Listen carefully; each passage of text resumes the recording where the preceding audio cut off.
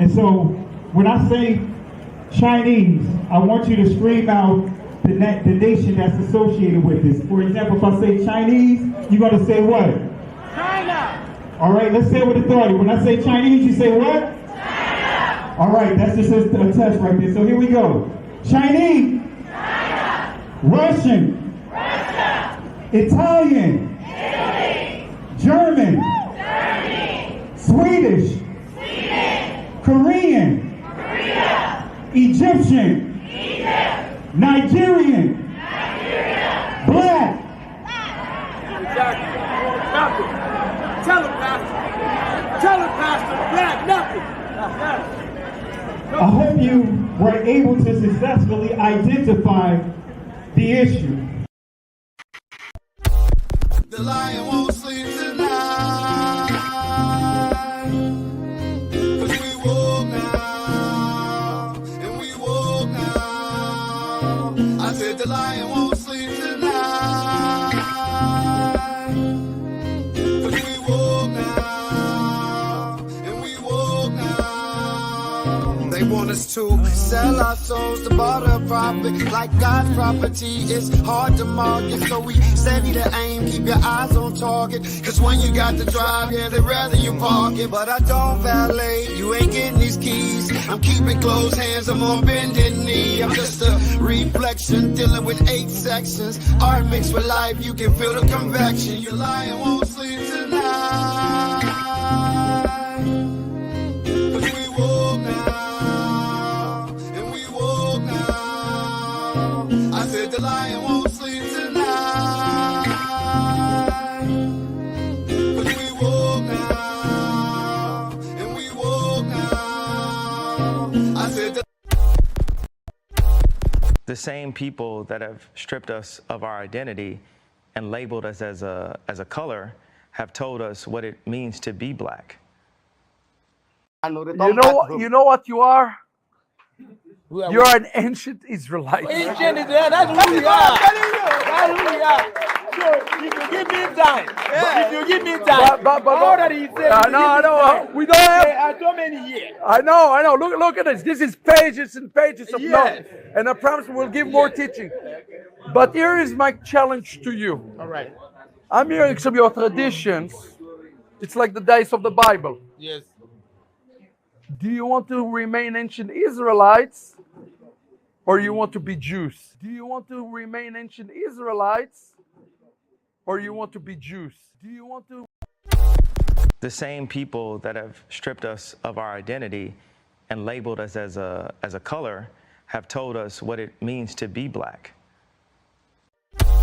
Now, before we get too deep in the subject, we have to, first of all, lay down the ground rules that genetics are not identity. That genetics are not identity. That genetics are not identity. It just doesn't matter.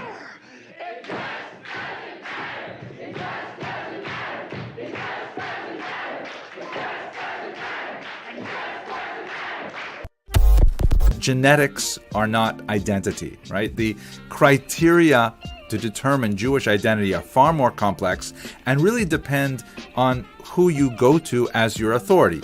The mainstream rabbinic view, which is embraced by Orthodox Jews to be sure, and for most of Jewish history over the last couple millennia, has been that Jews receive their identity in 2 ways, either through matrilineal descent, meaning they are born of a Jewish mother, or through conversion. And there's a whole bunch of discussions about what exactly that conversion means. The same people that have stripped us of our identity and labeled us as a color have told us what it means to be black. I myself encounter an absurd amount of traffic on my websites from people who are angry with me and send me really nasty hate messages because when I speak, for example, about historical figures, biblical figures like, let's say, King David, and I don't emphasize the idea that King David was black, the reality is that the Tanakh describes him as being ruddy, so he was probably red-haired, and one would assume something like Caucasian,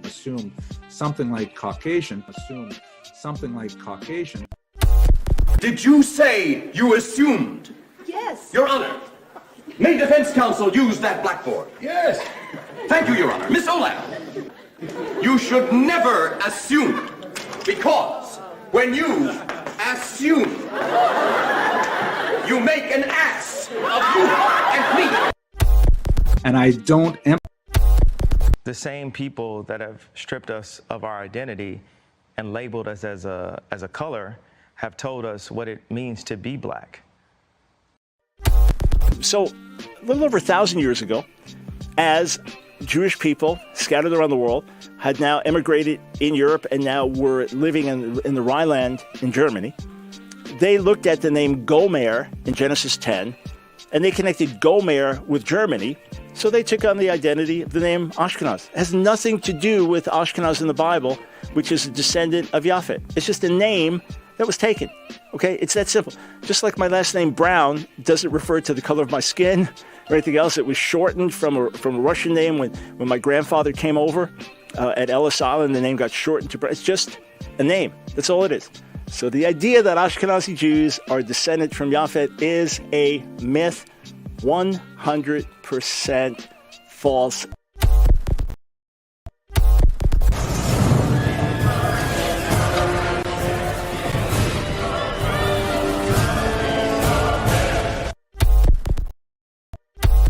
Now, the problem for me, it's not about color. It's not about white and black. This is a very reductive way to talk about things. This is the way that Americans talk about it. I'm very sorry. Like, I come from Egypt. Egypt has a very diverse color palette. People can look like me or they can look deeper skin tone like Anwar Sadat, who comes from a Nubian origin. It's not about black and white. It's not about black and white. It's not about black and white.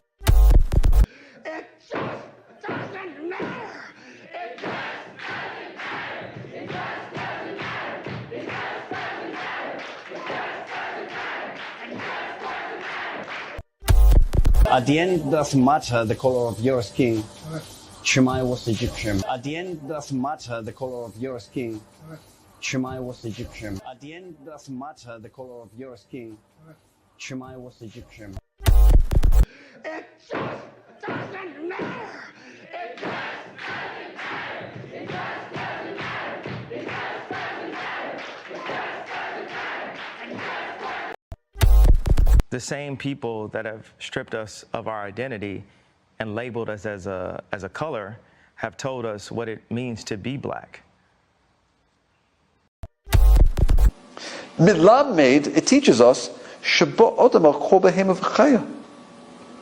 that Adam not only named the animals, but he dated all the animals.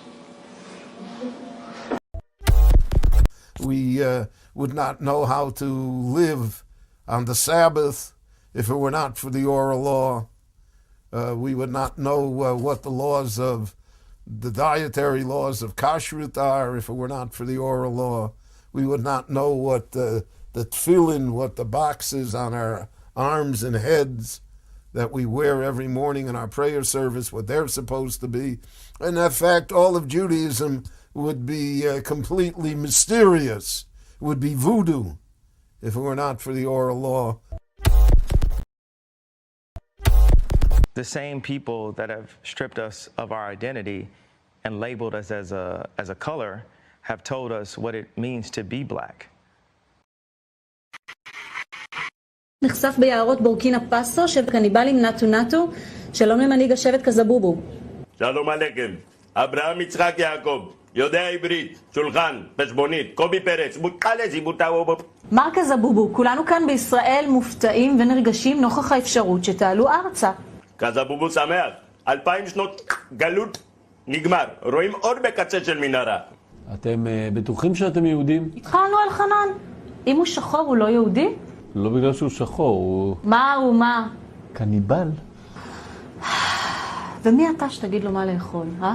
אם הוא קניבל הוא לא יהודי? אולי תבוא, תעשה אצלנו שבת? זה לא שיש לי משהו אישי נגדכם, אבל הפלשמורה למשל תקועים... להתחיל לאסוף את המסתננים, לא צריך לחכות לבג"ץ, לא צריך שום דבר.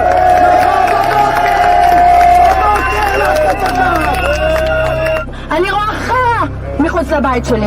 יריקות, פסיכופטים, אנשים שרק מחפשים איך לרצוח אותי בעיניים שלהם, אבל אף אחד לא מאמין לנו. אנחנו גזענים. אנחנו גזענים כדי לרצות לשמור על החיים שלנו ועל השפיות שלנו. אז אני גאה בלהיות גזענית. אני גאה בלהיות גזענית. אם אני גזענית בשביל לשמור על החיים שלי, אז אני גאה.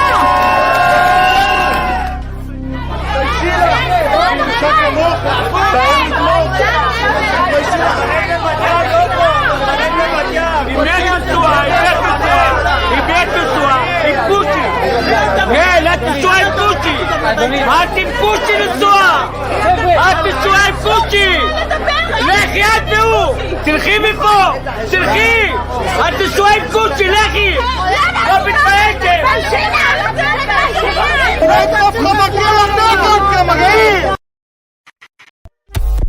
The same people that have stripped us of our identity and labeled us as a color have told us what it means to be black. If you cannot speak and talk about the history of who they are, then they will not really carry your story. They will not understand their story. So today, the first thing I was the greatest revelation I was telling you a while back, is that most people trying to reach, and I'm going to specifically talk today, and next week will be Spanish, the following week the Asian, etc. But I'm going to talk specifically today about the black culture. And I wanted to right now, I know, and how many would agree that I am not black? Can I get a witness, everybody? Amen. Praise God. Praise God. Pretty white to me. Can I get an amen up in here? Yeah. Praise God. Amen. So here's the deal. But what I want to share with you is I want to talk to you about is that, you know, we went across the country and we found out there's certain things that help reach that culture and reach it effectively. And there's certain things that don't make it happen. Okay. And today I would like to talk about those things that do reach the culture, specifically the men of the culture. And the first thing I found out is this. I found out that they do not know their history.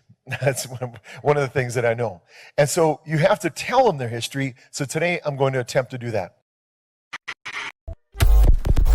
Genesis chapter 11, verse 10 explains the genealogy of Shem. Shem was a black man in Africa. If you repeat this fact, they can't laugh at you. If you repeat this fact, they can't laugh at you. If you repeat this fact, they can't laugh at you. I want to say peace and blessings to everyone. Hope all is well with you guys. Hope and pray that you guys had a great weekend. I pray that those that are in this awakening, I pray that you had a great Shabbat. Those that honor the Shabbat, I pray that you had a blessed Shabbat and got the necessary rest. And also, as we are required to celebrate the Most High on that day that he designated to be holy, blessed for not just his people, but all, because when you go to the very beginning, you know, Adam, right? He's basically the father of everyone, right? So that means that the covenant of that was handed to him, honoring the Shabbat, was there from the very beginning. From the very beginning. All right. But with that being said, hope and pray that you guys had a great Shabbat. And this lesson that I'm doing tonight is actually a PowerPoint I put together for our pop-up Shabbat that we did over the weekend on this Shabbat. I want to apologize for the technical difficulties when we are traveling. We record, and I'm going to upload the actual recording of it with our professional cameras.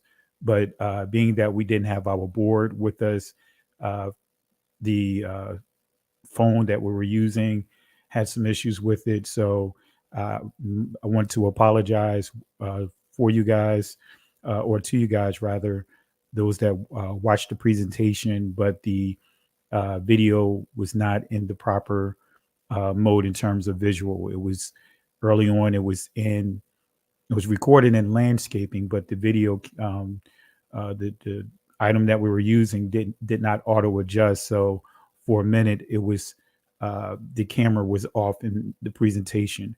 But I hope and pray that you still was blessed from the presentation that was given at that time. Gave a lot of information, and I want to encourage you guys. Don't be discouraged when we have technical difficulties. Still pay attention to the message. I also want to encourage you guys during this time. There's a lot of stuff that is going on in these YouTube streets. And I want to say this again, and I've said this before. We have to get out of this place of allowing people to use our identity to build whatever things they have going on, because it's unbelievable. We've seen so many communities.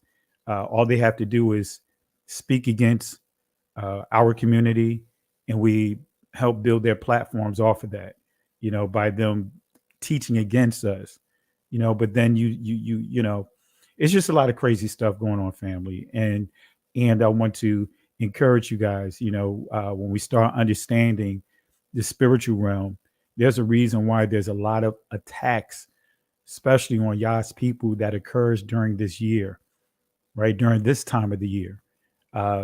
Think about it. We are getting ready to go into our holy feast days in terms of for this time of the year, the blowing of the trumpet. Some celebrated it over the past weekend, but the blowing of the trumpet, followed by that, the Day of Atonement, and then, of course, the Feast of Tabernacles. Some refer to it as the Feast of Booths, but think about what happens. Think about some of the things that you have witnessed, the attacks that we're subjected to, whether it's externally or internally, and I think the thing that adds more insult to injury is when you deal with the attacks internally. You expect it externally, but when you see a lot of the attacks, the infighting and things along that line, that's where it really becomes disappointing, and I tell you, family, this is where you have to work out your own salvation with fear and trembling. Fear and trembling. And so this is supposed to be a time that we all get together. This is when that shofar, or the ancient shapar, is blown. That is a call, to worship, a call for us to come together. You guys have heard the term call to worship in many of the, while you was in Christianity, the call to worship, the official beginning of the service, right? That is to get everyone to come together. So that blowing of the trumpet, right, is the actual purpose is to blow that trumpet, is to call Israel to come together. So I encourage you guys to watch the lesson I did on that. I'm going to teach on this week. I'll teach on the Day of Atonement, go into depth about that, and also the Feast of Weeks. But anyway, this lesson here is what I taught in one of our pop-up Shabbats, going to an off-site, going to a location that was away from home, and we had a great time. And if you would like us to have a pop-up Shabbat in your area, feel free to reach out to me. The email is on the screen and the ticker, and we'll see whatever accommodations we can do to make that happen. So, but nevertheless, this lesson, this presentation is based off that lesson that I did at that particular pop-up Shabbat over the weekend. And that's one of the that's the main reason why I didn't do any lives over the weekend, because my schedule was really challenged. It's very challenged. It was full. We was en route heading out there, to the location, and of course doing the presentation and having Shabbat service. It was very draining on our way back, and so I just chose to take an additional day of rest. Also, some of the lessons that I had set aside, like the giving information about the Boule, Freemasonry, the origins, and all that. I'll push that off to this upcoming weekend. I'm praying on it, whether or not if it's even worth going through the lesson at this time, because you guys understand the fullness of that whole religious system, and that is not for us. And I just really don't want to spend a lot of time getting away from a lot of the foundational stuff we should be teaching, and that you guys need to know, especially going into this portion of the year, dealing with these feast days, up and coming feast days. So I may or may not do it. If I cancel it, it's just because I want to stay in a certain mode when it comes to teaching these foundational things. But if I do it, that'll be the last discussion I have on it for a while. All right, because there's plenty of videos I've done on that. But with that being said, I want to go ahead and stretch the screen out. And I want to say, moderators, you guys know what to do. There are people that will troll, and it's I tell you, the trolls, man, it's unbelievable. It's unbelievable. You got people that are trolling, from young people all the way up to those that are in their 60s trolling. Unbelievable things that we only see within our community versus the other communities. And speaking of that, I'm going to upload a video. I've been meaning to do that. I'm going to upload a video from I can't think of his name now. The doctor now,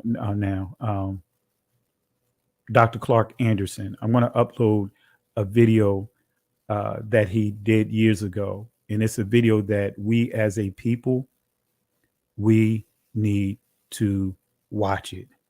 So I'm going to play that video, and he gives a history of how we as a people have been programmed to undercut each other, and we see this playing out. We undercut each other.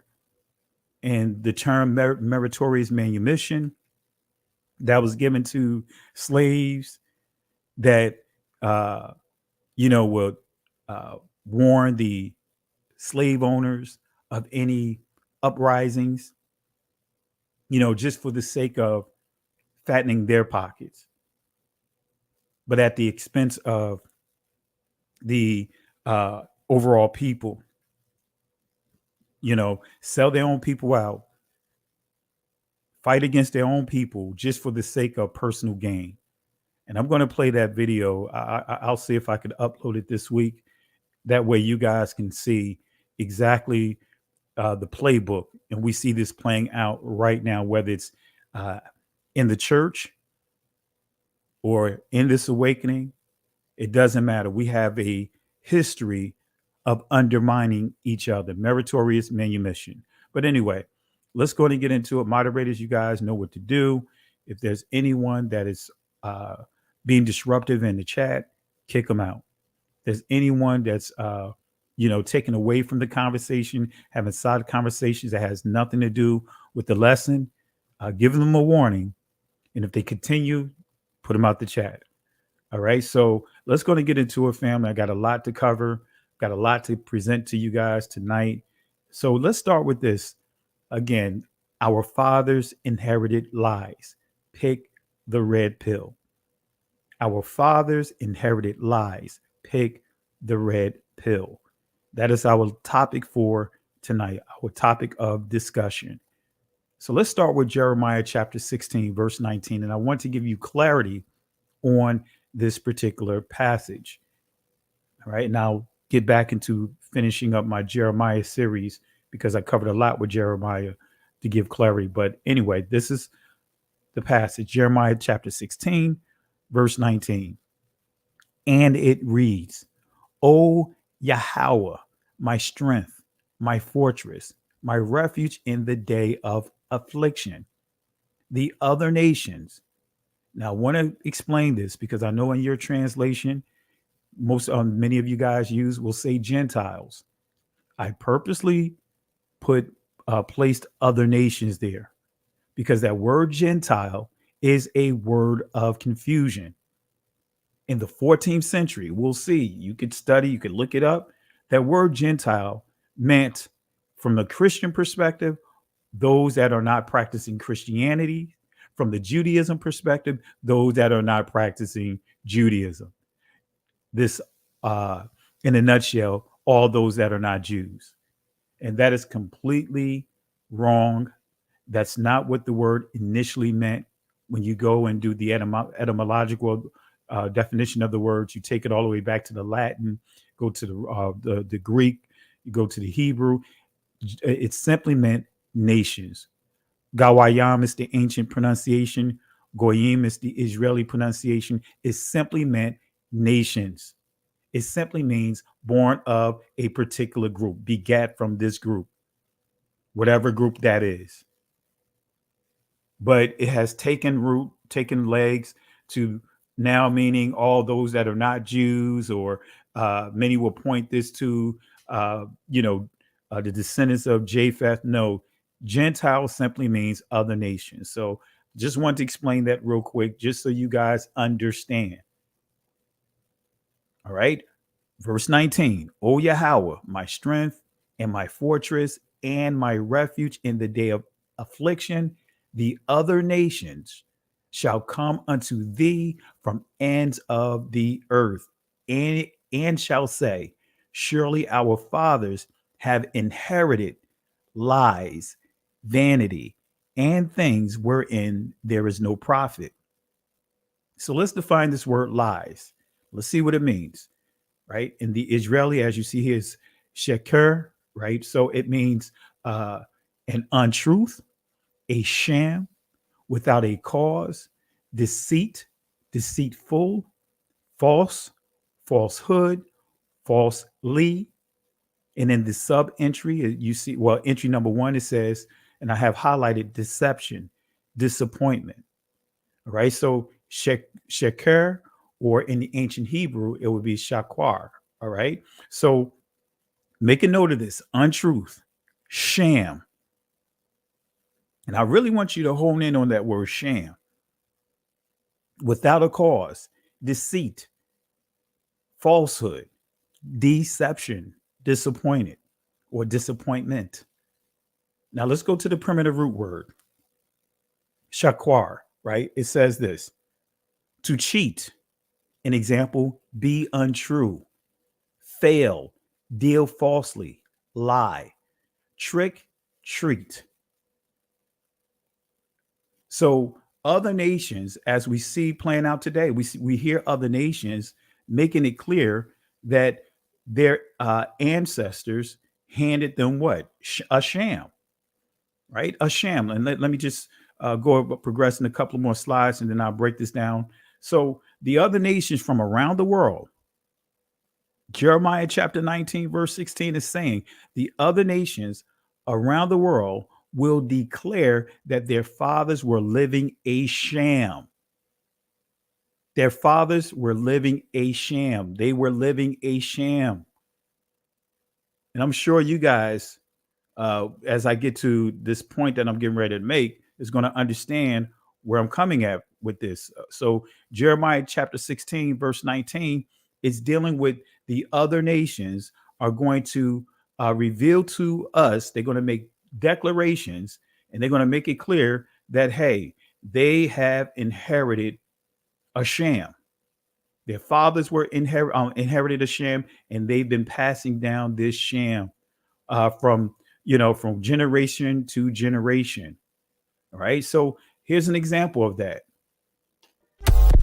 Assalamu alaikum.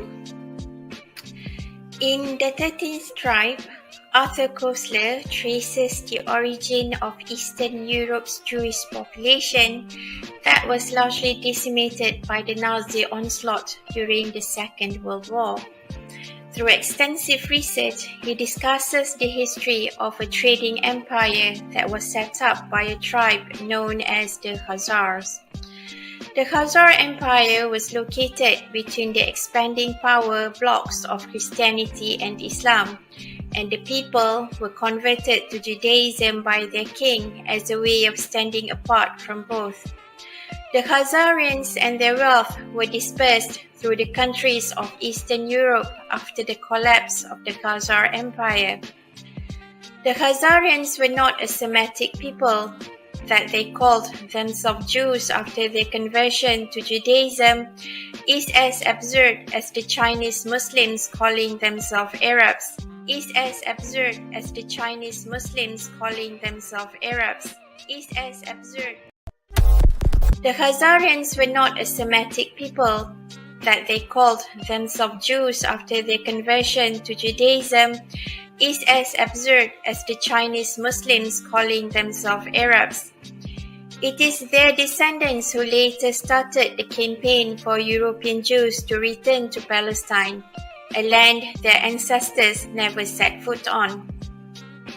The European Jews, i.e. descendants of Khazarians, were not descendants of Prophet Abraham, therefore bringing into question the legality of their claim on the Promised Land. This book had been out of print for many years and has only recently been republished. The true Jews of Israel are your black ancestors, are your black ancestors, are your black ancestors. The true Jews of Israel are your black ancestors. You think you and Kyle make TikToks together? Kyle only cares about money. Think about it. Are you really making TikToks together, or is Kyle profiting off of you? It's just like the lost tribes of Israel. It's just like the lost tribes of Israel. I was noticing that you're kind of hanging out a lot with Kyle lately. Is there a problem with that? No, I think it's amazing. It's awesome that someone like you could be okay with someone like him, given all the new information lately. You know, the stuff that's come out about how the Jews stole the black race's identity? That the lost tribes of Judah were actually all Africans? You didn't hear about this? Black people are actually the Jews and people like Kyle have taken that from them? Stop talking to me. When the Jews came to America to escape persecution in World War II, they found that blacks were already the underclass in America. So they had to invent a story for themselves which they could make everyone believe because Kyle runs Hollywood. So, family, that's an example of the inheritance of lies, the sham, you know, generational lies and deceits and untruths being handed down from generation to generation. So the other nations from around the world will declare that their fathers were living a sham.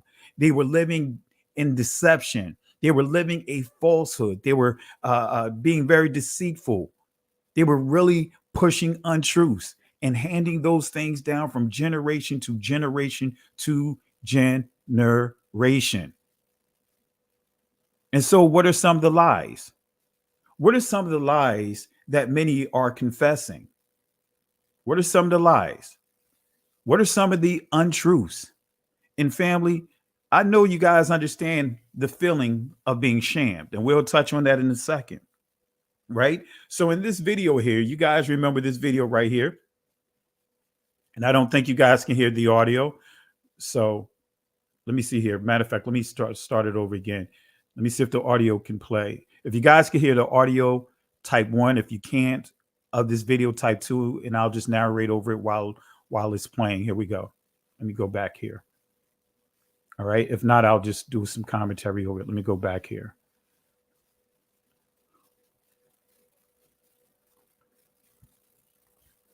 All right. Type 1 if you can hear it. If not, we'll stop it, or I'll let it play in the background. All right. Did you guys hear any of the audio from this video? If you did, type 1. If you didn't, type 2, and I won't try to play it. All right. So if not, okay, you guys didn't hear it. So this is a video right here, and I'll just play it while I'm commentating on it. This video right here, you have the testimonies being shared. Let me fast forward here. Let me fast forward right here. For example, this is a former missionary right here, a Christian missionary, who is making it clear that the Most High is dark melanated like we are. Also, Christ, giving a description of Christ, right? That's in this video right here. And she's warning against other cultures for lying, for being had, starting with their own people, for pushing these lies. In this video right here, you guys already heard this one here, so I don't need to play that one. So those are some of the untruths that many are confessing to this day. What are some of the untruths? Let me go to another one. This is another video, right? And you guys probably remember this. Let me fast forward a little bit. Here it is, showing a video of the two popes at that time, both of them worshiping the Black Madonna. Now, I want to make it clear, I'm not endorsing idol worshiping, right? But they know the Messiah looked like you and I. They know the Israelites look like you and I. But here it is, it's okay for them to pray to a Negro Messiah. It's okay for them to do it. But want to make sure that we have the image of them when we're praying to our Messiah. So these are some of the lies. These are some of the lies that they are confessing that they have inherited. Okay. So what are some of the untruths? What are some of the untruths? Right. And we're going to deal with this one right here, Hebrew Israelism. We're going to deal with this in a second, but I want to say this. Now, we know that they are coming out more and more. We see other nations coming out saying that they inherited lies, that they were handed a sham. But guess what? And I'm sure every last one of you understand this too. When you came to the realization that you were handed a sham, I know for sure it made you feel some kind of way. It made you feel, especially as you start going into the scriptures and passages that was always there. Now, all of a sudden, you see those passages. Now you're coming from under the deception of Christianity, the deception of Catholicism, the deception of Judaism, the deception of Islam. You're coming from all these different layers of religions to reading the Torah for what it is. And I want to make this clear, because many people would come out with all kinds of videos about the scriptures, right? And really don't know the scriptures, don't understand the manuscripts. We see it in the conscious community over and over again, making videos about how the Bible is a lie, how the Bible is not truthful, how the Bible was written by the black man. I mean, not black man, but the white man. And when I hear them, I cringe. Family, yes, we have different Bible translations, but the manuscripts are there. So don't let anyone, from that conscious community, that spirit of that conscious community, to have you start second guessing of exactly what the scriptures mean. Now, are there things that are lost in translation when you're coming from an original text to another language, or you translating literature from one language to another? Are there things that's lost along the way in terms of through translation? Yes, this is where you get the term lost in translation. So to be clear, we have the KJV, we have the NIV, but the only way you're going to truly understand those Bibles, first you have to understand the manuscripts, where those translations were written from. Especially when you're getting into the Byzantine or the Antioch manuscripts, that's where you deal with the KJV Bible, what's the other one I want to think? I'm running a brain freeze right now. The American Standard Bible, I believe it's another Bible. It's some of the other ones. The Amplified Bible, that's the one I really was thinking of. The Amplified Bible. Those are based off the same transcripts of manuscripts of the KJV. You have, of course, you have the Torah, the law and the prophets, but then you also, when you start dealing with the renewed covenant, some will refer to it as the New Testament. That's a whole nother discussion that in itself. But when we start dealing with those manuscripts, now we're dealing with the manuscripts of the New Testament or the renewed covenant, right? That's a whole nother set of discussions that in itself. So family, don't get caught up when you hear people saying what they think they know or what they believe, because guess what? I mean, I'm very astute in the word. You know what I mean? Did the whole school thing and everything. And I can tell you, I was wrong. That's why I'm shifting. I shifted from all of that. Doesn't matter how many degrees you accomplish in Christianity by way of seminary, doesn't mean that you have it wrapped tight, because guess what? They have when you think about seminary, who created those seminaries? Where did those theologies come from? We just mastered someone's theology of how they approach the text. And these seminaries out here are based on a certain theology. Whether you're dealing with covenant theology and some of the other ideologies out there, it's based upon a particular, whatever that university embraced, that's what they're covering.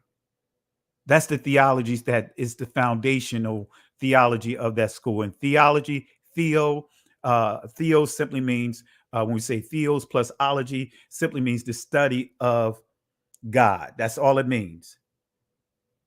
Theos, God, study of, ology. So don't get caught in when people try to tell you how much they know and they'll throw their credentials out there, because guess what? That means, as they say, that doesn't mean a hill of beans. You know what I mean? That's one of the sayings my grandmother would say. That doesn't matter. It doesn't matter, because guess what? You're still teaching a doctrine, and many are still teaching the doctrines of those whatever seminary or theological institution they have come through. So you have the NIV Bible, right? And you have the Message Bible, and many of those more and more of the modern translation or the newer translations that are based off of the Alexandrian manuscripts. That's when you start getting into the Codex Sinaiticus and the Codex Vaticanus, right? And all that other stuff, and that's where you get the New World Translation, which is the Jehovah's Witness Bible. This is where you get all those other translations. But I can guarantee you, most of the people that are teaching, right, most pastors can't even break down those different manuscripts. Many pastors can't break down those manuscripts and give you the distinction between the two. So just because, matter of fact, let me just leave that alone. I don't want to just, talk about that too much, but I just want to give you clarity.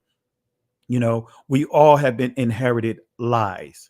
Let me say that again. We all have been given lies that was handed down to us from generation to generation. And I know all of you guys that are watching right now, we could go right down the list. I know when you started coming to the understanding of who you are, and the difference with me is I was told that I'm an Israelite, right? My grandmother, my uncles, my great uncle, the late Bishop Carr had an image, of Christ with locks. Now, of course, I'm not into all the imagery and all of that. I know that whether we're posting images of a Messiah that looks like us or not, we know that that's still an image, an idol. But the fact of the matter is, we knew these things. But the key is, I still was raised up in the Baptist church and then transitioned over to the Pentecostal church. And they told me that, hey, it doesn't matter what color Christ is. It doesn't matter as long as the Christ color, long as the blood of Christ was red. And I'm sure you guys heard that before. It doesn't matter what color Christ is, especially once you begin to go deeper in the discussions and showing them and proving them with scripture and with historical context. Etymologies of words and Hebrew and Greek definitions of words. I know when you broke that down to them, eventually they said this: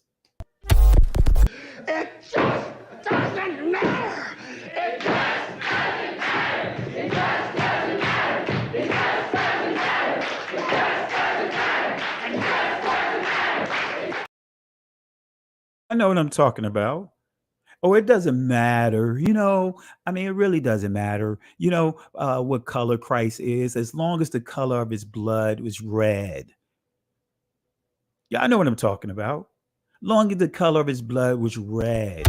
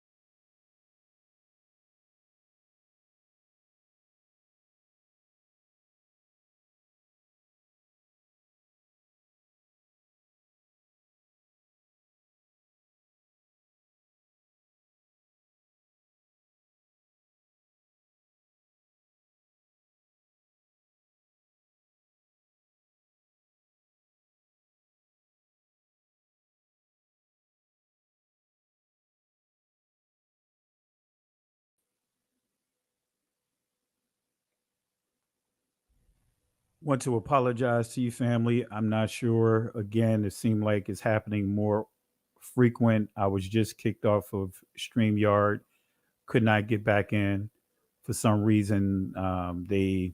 When I say they, I got kicked out, and no matter what uh, browser I pulled up, I could not get back in. Suddenly, I got kicked out of StreamYard and could not get back in.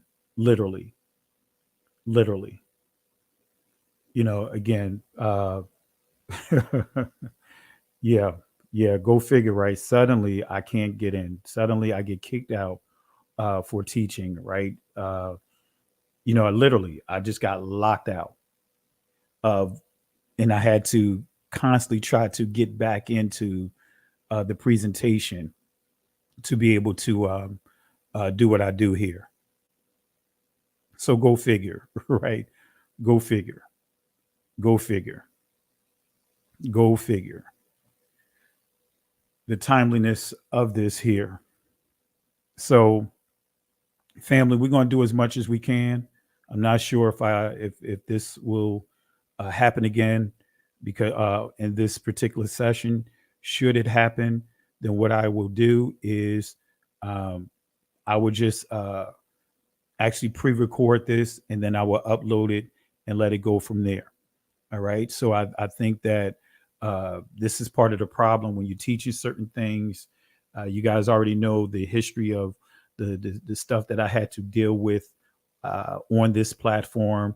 So I wouldn't be surprised if my video it's blocked, or if I'm given a strike or whatever the case may be, because normally when stuff like this happens, they tend to post a strike or let me know that I have a strike. You know what I mean? And then the rest is history. So my apologies, family. We'll keep it here. So my apologies for the sudden disconnect. That was something that I didn't do. That is something that happened by way of this platform. So let's go and get back into it, family. But let's deal with this. Some of the untruths that we had to deal with. These lies that we was handed to us. This stuff that we have to go through just because we are teaching the truth here. And this is why I say, when I taught the blowing of the trumpets, the significance of that is we have to come together, man. That's the sound of unity, and just making a declaration that we understand that this is a war and that the enemy has made a war. They are letting out their war cry, and we need to come together and let out our war cry. All right. We need to come together and let out our war cry. All right. And we'll discuss that more. But let's go and get back into it, family. And I see a question here. Who can and will build the Israelite Tube or Twitter? And this is part of the challenge. And I'm going to be real with you. See, there's certain things that operates in the background. I know that there's sites that are done by our people that through a lot of layers of manipulations when it comes to security. You have groups out there from different places and different spaces that will complain to YouTube, that will complain to many other groups. They're even getting contact with security groups such as Tenable, which is a very popular tool if you understand the IT world, security. So they would have sites that they would deem to be malicious, or supposedly having malicious code or apps that's associated with it. So they have all these different things that are going on to have certain sites from within our people from this awakening blocked, to where as though you can't access those sites. All right. So there's a number of different things that are happening, but we'll discuss that at another time. I'm an IT person at a high level. Right. So I can tell you some of the things that you guys may not understand, but trust me, there have been attempts of people within this awakening that have done started their own channels on their websites. And I can tell you that they are coming up in all kinds of security lists from security tools such as, let's just say, McAfee and all that other stuff, with their virus definitions that they get from a collective group of people, that will say, hey, these groups are malicious groups. These are off limits and all that other stuff. But anyway, let's go ahead and get into this here. Let me just go ahead and deal with an untruth that many of you guys have heard. Some of the things that are circulating right now, there are terms that we have to deal with over and over again, from Black identity extremists to Black Hebrew Israelites to Hebrew Israelites to Israelites and Hebrew Israelism or Israelism. There's so many different things that we had to deal with and still dealing with as a people. So I want to deal with the untruths about Hebrew Israelism. Let me deal with this truth here. And I want to make this clear. This is just dealing from speaking from strictly experience and the things that I've seen in these YouTube streets and the things that I've been subjected to, right? And some many of within our community has been subjected to. And so here it is, you have a word or phrase, Hebrew Israelism. And the question is, and I'm sure you guys have asked the same question, man, when did you ever thought that the term Hebrew Israelite will become a byword? If you agree with that, type 1. When did you ever think that the term Hebrew Israelite will become a byword, or hey, Israelite is a byword? Because I've had pastors say, oh yeah, you one of those Israelite guys. You no longer part of Christianity. You're an Israelite. But you know what, family? The good thing about it is they are making a distinction. They're still telling the truth. So there's a distinction, a line drawn. So every time they tell you that, hey, you're a Hebrew Israelite or you Hebrew Israelism, whatever the stuff case may be, guess what? Flip that thing around from a negative to the positive that was there from the beginning. When the Most High gave Jacob the name Yashara'al, in Israeli Yisrael. So let's deal with this untruth about the phrase Hebrew Israelism, because that's when you start understanding that fourth beast. That fourth beast is very good with manipulation. And I encourage you guys to go back and watch the teaching I did on Revelation dealing with the four beasts. I encourage you to watch that. Watch that video. As I go to, and I really hone in on that fourth beast. That fourth beast is a master of manipulation. They could take something that's a positive word and flip it and make it into a word that is so negative. That's why you have people, even within this awakening, they used to call themselves a Hebrew Israelite. Then they went from saying, I'm no longer going to call myself a Hebrew Israelite. I'm not even going to call myself an Israelite. Why? Because they made, when I say they, when we start dealing with the propaganda, the agenda made those terms so negative. And we have to be real about this too. Some of our brothers and sisters made it easy because of how they are behaving. That's right, Blackjack, like the word woke. Woke got hijacked by the political systems of today. That was a word that was associated with our community, being woke to the political systems, woke to the powers that be, the deceptions and the agendas to suppress our voices. So that's that beast, man. I'm telling you, that fourth beast is great with manipulation. In other words, media. So one of the untruths, let's deal with Hebrew Israelism. Let's deal with this term Hebrew Israelism. What is Hebrew? Matter of fact, we'll start with this word right here. It's supposed to have been Hebrew Israelism, but you see the word Hebraism, right? So let me update this slide here. I don't know why I messed it up. So let me correct this real quick. This is supposed to say Hebrew Israelism. So let me correct it real quick. So let's start it. Let's see here. What is Hebrew? Let's see here. All right. What is Hebrew Israelism? Let me see here. Yeah, that's what it's supposed to say. All right. So what is Hebrew Israelism? What is Hebrew Israelism? Let's start with this word Hebraism. Because family, you guys need to understand this and know how to defend when you hear these terms. What is Hebraism? Let's see what Hebraism is. Let's see what this word means. Let's break this word down. Hebraism. This is coming from the etymological dictionary definition of the word Hebraism. And notice what it says, family. It says in the 1560s, phrase or construction characteristics of the Hebrew language, right? And it says here, see Hebraism.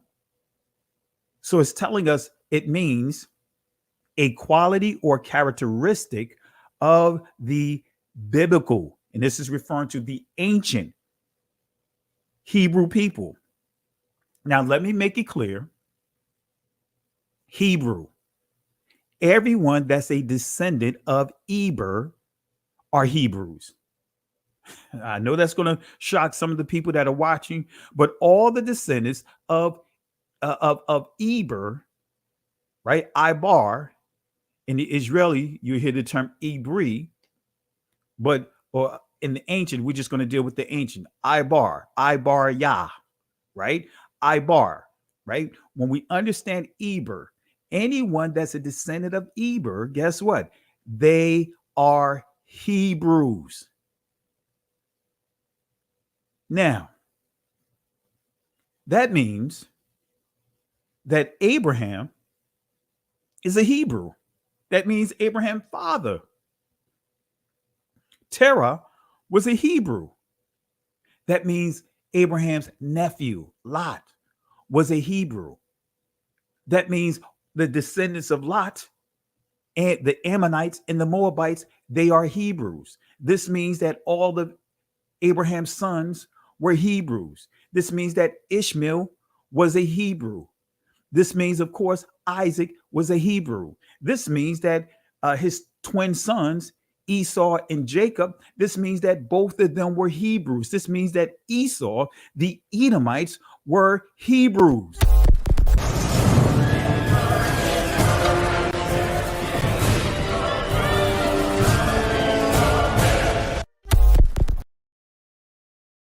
I know some of this may be a shock to some of you guys, but we have to be real about this thing, because that's part of the problem. Most really don't understand that, again, all of Esau's, all of those that are descendants from Eber, they are Hebrews.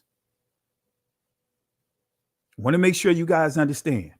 So when you read the 83rd book of Psalms and you deal with that crafty counsel, notice the nations that you see there. You'll see the Ishmaelites, they're still Hebrews. So what we see is Israel's cousins coming at them. So again, I want to make sure you guys understand this when it says a quality or characteristics of the biblical Hebrew people. And it says that this term was coined in 1847. So this is not a new term. All right. So Hebraism. Let's go to the word Hebraic. Since it pointed us here, let's see what Hebraic means. It tells us to go where? To this word Hebrew. Let's see what Hebrew means. When we go to Hebrew, notice what it says. It says an Israelite. We see Ibri, right? But then it says one up from the other side. So when we look at Eber, the father, Ibar, when we look at his name means what? Crossed over. It means it can be synonymous to the word pasak. It could also means, again, one from the other side. So I want to make this clear as well, because many will teach as if Abraham became an Hebrew by crossing over. That is a Masonic influence on that text or that interpretation or that understanding of the text. Abraham did not become a Hebrew because he crossed over. He was born a Hebrew. Being a Hebrew is not a Masonic order. It's not a fraternity. It's not a frat. I want to make that clear. Abraham was born a Hebrew. So I want to make sure you guys understand this. He did not become a Hebrew. He was born a Hebrew. Eber is the father of the Hebrews. So I want to make sure you guys understand this. I want to reiterate that point again. You know, all of the descendants that came from out of the loins of Shem, or not Shem, but out of Eber, they are Hebrews. All the descendants that come from Shem, guess what? They are Shemitic or Shamatic. You get the word Semitic, that's a whole nother discussion, that in itself. All the descendants of Shem will be Shemitic. Now, when we get down to Eber, all the descendants coming through Eber's loins will be Shemitic. They will be Hebrew Shemitic people.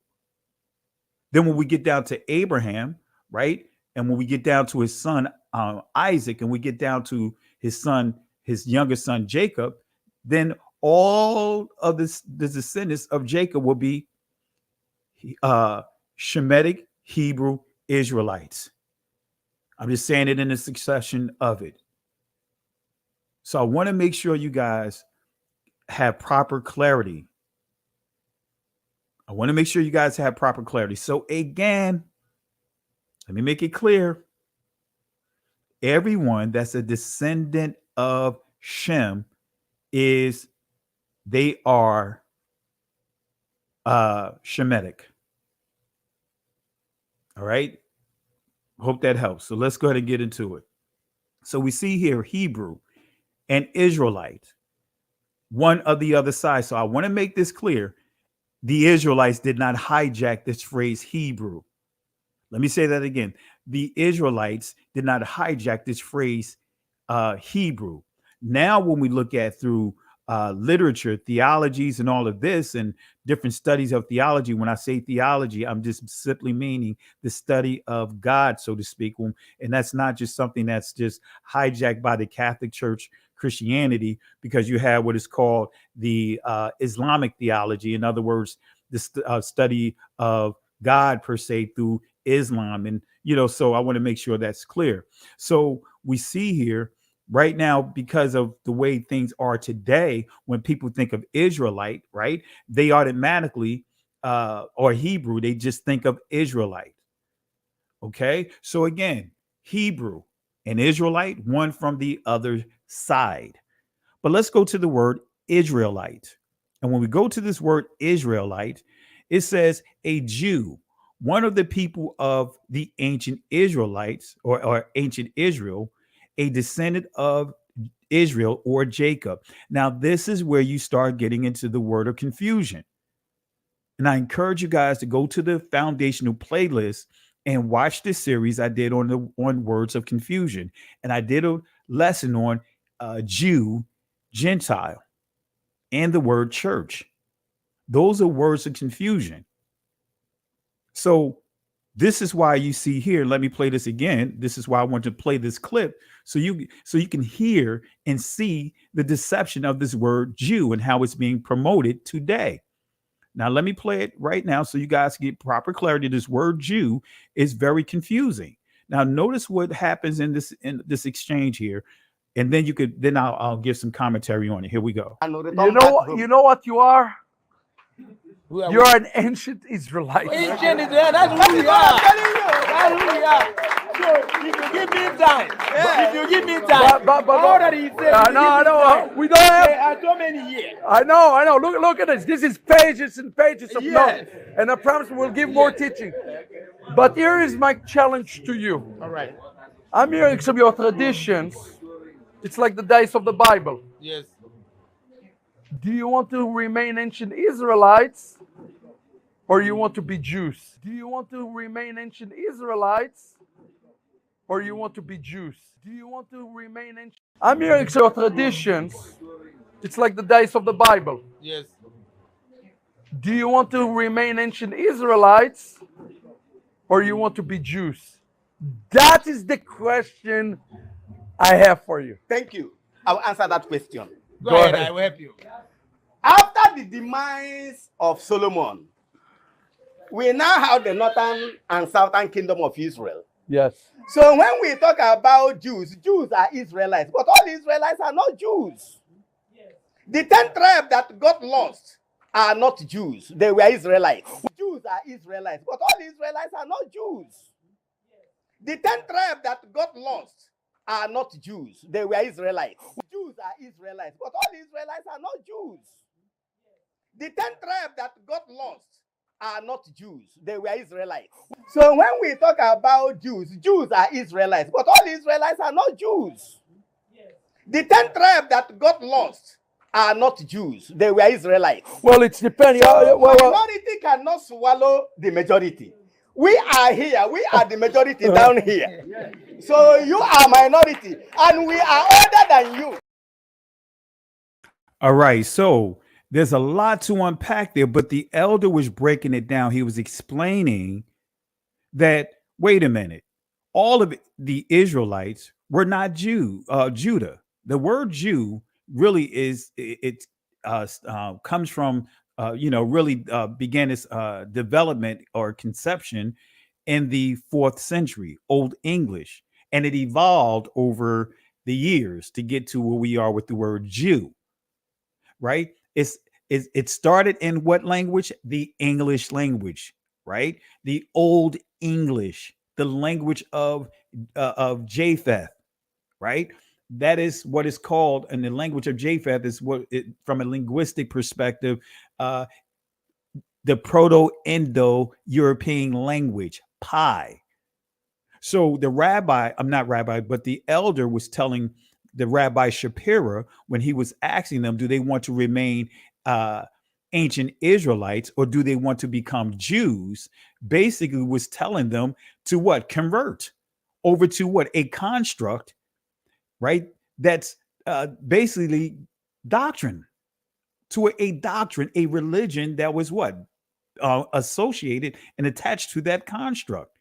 Originally, in the original conception of this word, it was supposed to be the transliteration of the ancient Hebrew word Yahawadah or Yahudi, right? Some of you guys would say Yahudi, in more of a modern pronunciation, Yehudi, but Yahudi or Yahawadah.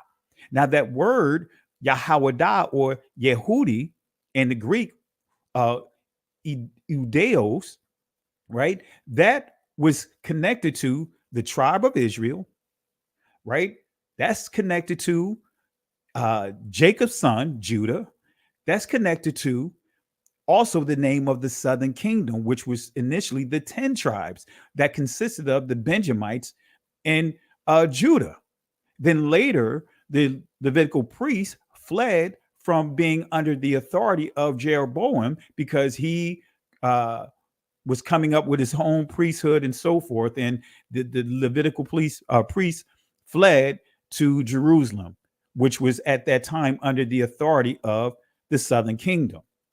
But that word Yahawadah or Yehudi was not synonymous to all the tribes of Israel. It was strictly for the tribe of Israel and for also the southern kingdom, the name of the southern kingdom. But the Benjamites still kept their name as being Benjamites. The Levites still maintained their name as being the Levites. Likewise with Judah. So that rabbi is asking these brothers, the Ebos, which pretty much every last one of us in this chat is connected to the Ebos, connected to the Limbas, but the Ebos, who made it clear in that full interview that all the tribes are part of the Ebos. But he was trying to say that they're from the tribe of Gad, reducing. They're like, no, all the tribes, all the tribes of Israel is here, just like in the Limba. The Limbas are clear, all the tribes. Right. So I want to be clear. That's why I want to play that clip. That is a word of confusion. The word Jew is a word of confusion. And let me play one more clip from this person, this Rabbi Abramson, and you'll hear as he explains how you determine who is a Jew per se. And notice what he says, because again, it takes time to even go through this explanation, but I'm not going to go too far on it because I don't want to take away from the overall presentation. But listen to what he says here. Now, before we get too deep in the subject, we have to, first of all, lay down the ground rules that genetics are not identity. That genetics are not identity. That genetics are not identity. It just doesn't matter. It just doesn't matter. It just doesn't matter. It just doesn't matter. It just doesn't matter. It just doesn't matter.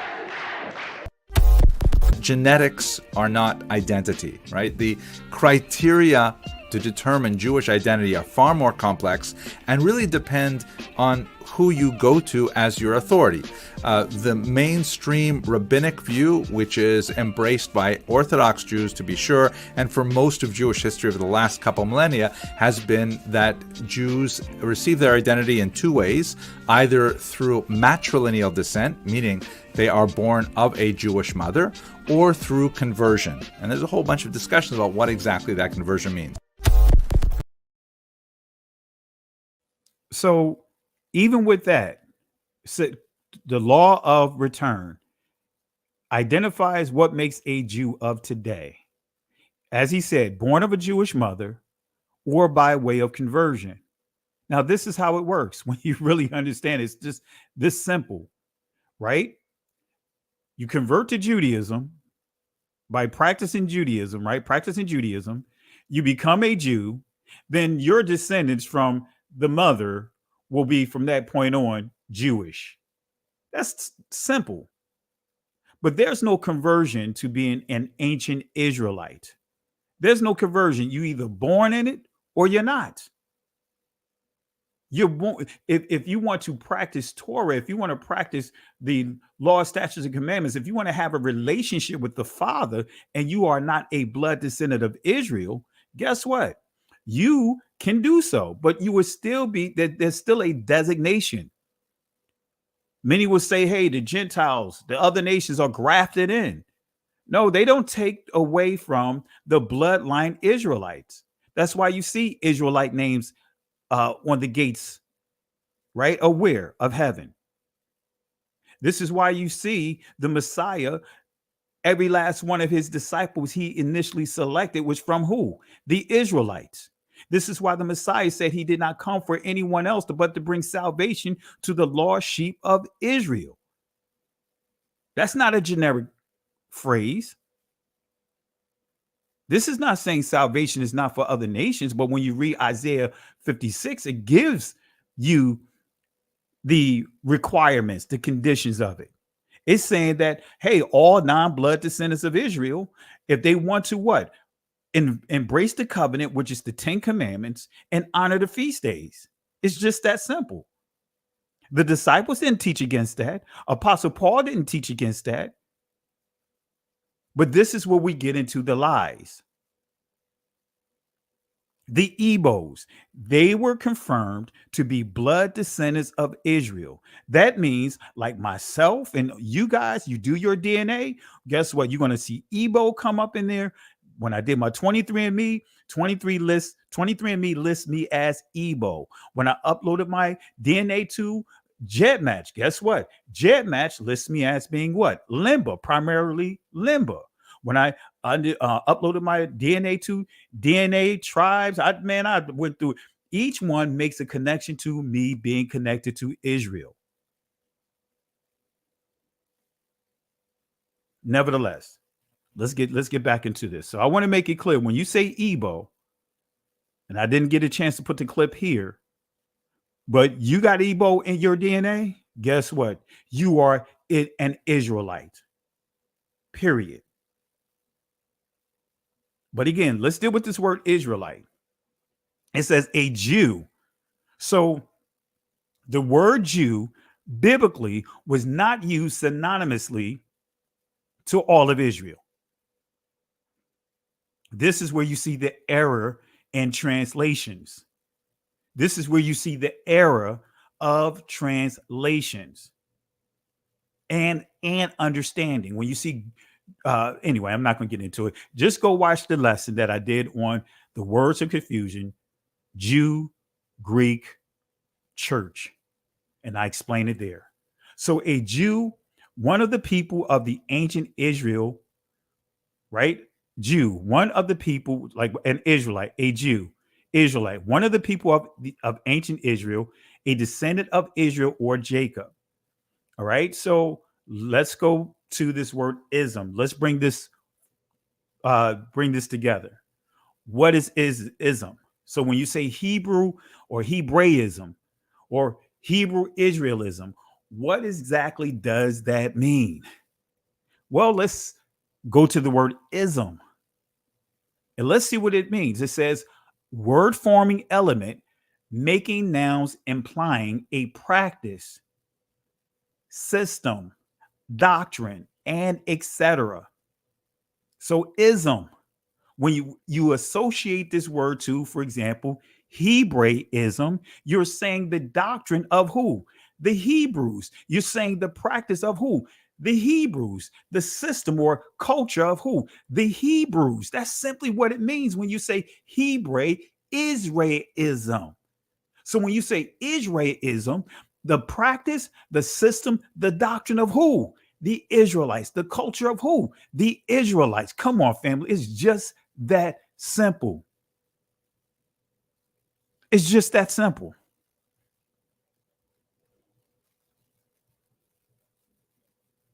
It's just that simple. Let's keep it simple, family. It's just that simple. Can't make it any plainer, just what I explained it to you.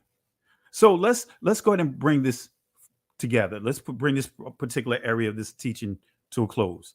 So Hebrew Israelism simply means the practice, the system, the doctrine, and teachings of the Hebrew Israelites. That's all it means. So Hebrew Israelism also means the doctrine, the characteristics, right? Let me say that again. The doctrine, the characteristics of the biblical Hebrews.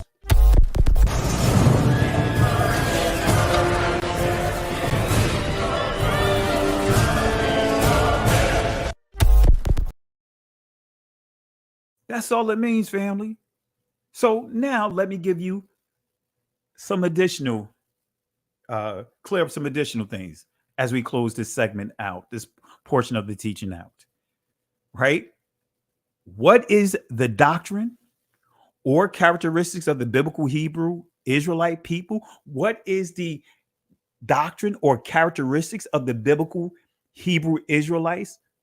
Or some would say Israelites. Some would just refer to Hebrews. What is the doctrine or characteristics of the biblical Hebrew Israelites? Guess what? That doctrine is called what you call the Bible today, right? That entire Bible is a doctrine of who? The Israelites. Right? The law and the prophets was the original canonization of what was what they refer to as the Old Testament during the time of Christ, right? When he walked the face of this earth, you'll see the phrase law and the prophets. That is referring to when you say the law, the first 5 books, which you get the term Torah, instructions, the first 5 books. Some will call it the Pentateuch. Some will call it the law of Moses or the law given to Moses. No matter what labels, those first 5 books plus the prophets books is what consisted was really the canonization of the scriptures at the time of the Messiah. There was no Matthew, Mark, Luke, and John or the letters of Paul during that time. They taught strictly out of those books. That's a fact. So, but those are what? Doctrines of who? The Israelites, written by who? The Hebrew Israelites. Now, when we go to the letters of Paul, Paul made it clear that he was a Benjamite by way of who? The Israelites. He was a Hebrew. He still made it clear that he was a Benjamite. He didn't say that he was Judah. He didn't say that he was Jew per se. And Paul taught out of the law and the prophets. The disciples, look at the book of Acts. You'll see in the book of Acts, you'll see Moses and the prophets. When you see Moses is still dealing with the first 5 books, when you see the story about Lazarus, say, hey, if they didn't want to listen to Moses and the prophets, that is dealing with what? The first 5 books and also what? The prophetic books as well. That's what you're dealing with today in your Bibles. You'll see the major prophets, the minor prophets. During that time, there was no separation of the two. They were all called just simply prophets. So guess what? That entire Bible, that is a doctrine of the Israelites, that contains the culture of the Israelites. Can't get around it. So what does this mean? This means all the books of the Bible are written by the ancient Hebrew Israelites. Inside your Bible, even when you go to the Apocrypha, they are all Hebrew Israelites, written by Hebrew Israelites, right? So technically, Christianity is practicing Hebrewism. Let me say that again.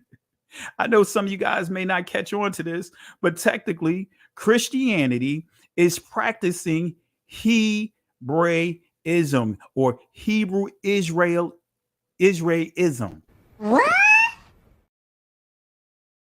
That's right, family. Technically, Christianity is practicing Hebrew Israelism. Guess what? Catholicism technically is practicing what? Hebrew Israelism. What? Catholicism, along with Christianity, they established some of their own doctrines that's unique to them. So that's why you see Catholic what? Ism. The doctrines of who? The Catholics. So wherever you say Catholicism, you are actually saying the doctrines of the Catholics. And of course, Christianity hijacked the doctrine, the traditions, traditions, the culture of who? The ancient Hebrew Israelites. What?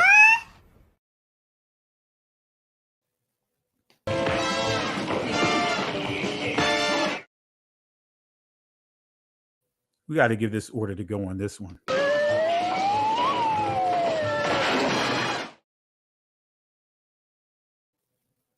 You can't get around it, family. So technically, as well, Islam is practicing Hebrew Israelism. Even though they established doctrines of their own, when you get into the Hadith and all that other stuff. But when you start dealing with Moses, when you start dealing with the Israelites, they took doctrines of the ancient Israelites. And guess what? They are practicing Hebrew Israelism, and they added their additional stuff to that, whatever views and doctrines and theologies and all of that. So technically, they are practicing Hebrew Israelism. Technically, Judaism is practicing Hebrew Israelism. That's right. Judaism is practicing Hebrew Israelism. That's a whole nother discussion. I'm not going to get into it tonight. That's a whole nother set of discussions, that in itself. All right. So those are lies, family. Those are inherited lies. I know it's so hard for many of our brothers and sisters. I know I'm going to see some trolls in the comment section as we close out this video. But guess what? You can't deny the truth. That's why I'm giving you sources. We went straight to the etymological dictionary. Right?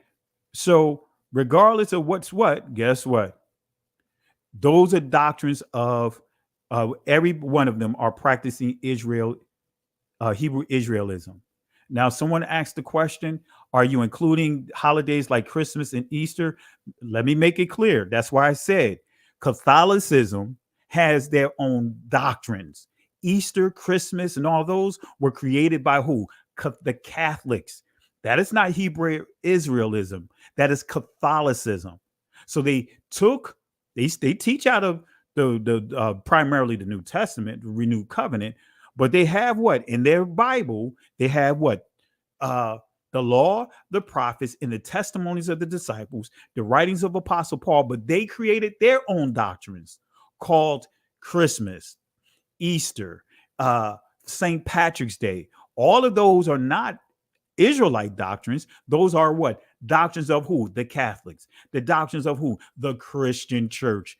That's why you see Catholicism, Catholicism.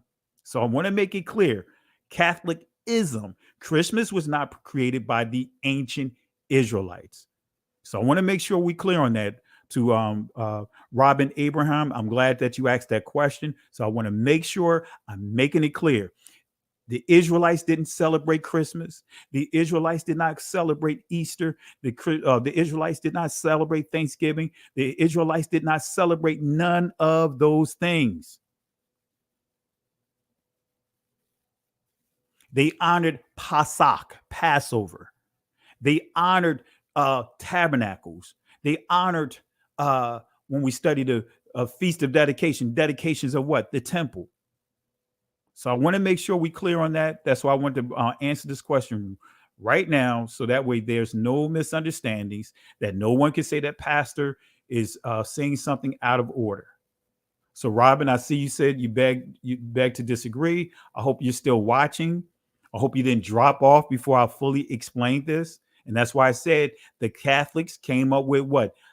Catholicism. They created doctrines for certain things that they do. They created what doctrines justifying the celebration of the holidays that they created. So I hope that helps you, Robin, if you're still watching. And please don't go making videos or making clips taking my words out of context. That's kind of like the playbook. All of a sudden, not listening to the full explanation, take it and running with it out of and putting words in my mouth. No, the Israelites did not celebrate any of these things. If anything, if you take what Paul said about Colossians, it actually speaks against Christmas and Easter and all those holidays. All right, those are not holy days. So I want to make sure you guys understand. No, when I say all of them are practicing Hebrew Israelism, they have that Bible. They didn't write no person from Rome wrote the Bible, wrote any of those books there. No person from Christianity wrote anything that's inside the scriptures. Christianity.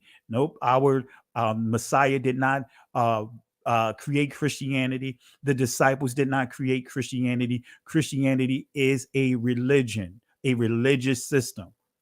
So I want to make sure we understand. All right. I'm spending a little more time on it than I would normally, because we're doing this live session here. So I want to make sure my words are not taken out of context. So again, any of these religions that are using the Bible, they are practicing Hebrew Israelism. Now, if they write any doctrines to push their religions, then you're getting into the doctrines of that religion. All right. All right. So let's go ahead and continue. So what is the meaning of Israeli? Let's close it out with this final thought here, and we will transition. Israeli. Notice what Israeli means. It says citizen of the state of Israel. And then it goes on to say here, from Israel plus the Hebrew national designation suffix, the I, right? Also used in English as the adjective in 1948. It distinguishes, now this is the kicker, when you see Israeli, it distinguishes the citizens of the modern state from the ancient people. Come on, family, it's just that simple. So Israeli is what? The modern citizens, but not the ancient people. Anyone can be an Israeli in terms of by way of citizenship. You can be, whether you're born inside the country, you become a citizen, or if you left here and went over to there and you became a citizen that way. One way or the other, whether you are born into the country doesn't mean that you are blood descendant of the ancient Israelites. Doesn't mean that you are original to the territory. It just simply means that you are a citizen of the state of Israel. And as it says here, it distinguishes the citizens of the modern state from the ancient people. Just that simple. So they telling you the truth. They telling the truth is in our face. You guys have heard them use the term Israeli over and over and over again. Over and over again. You hear them using the term Israeli. They are telling you just with these words that guess what? They are not the ancient people. You hear this term Israeli more than ever. You don't hear them using the term Israel, because technically if they use the term Israel, they are saying that they are connected to the ancient people. But it's Israeli, meaning that they are a citizen, that they can either be born in the country or they transfer their citizenship from one country to another. But Israeli does not mean blood descendant of Israel. So let's define the word Jew and Jewish, and let's confirm this with their sources.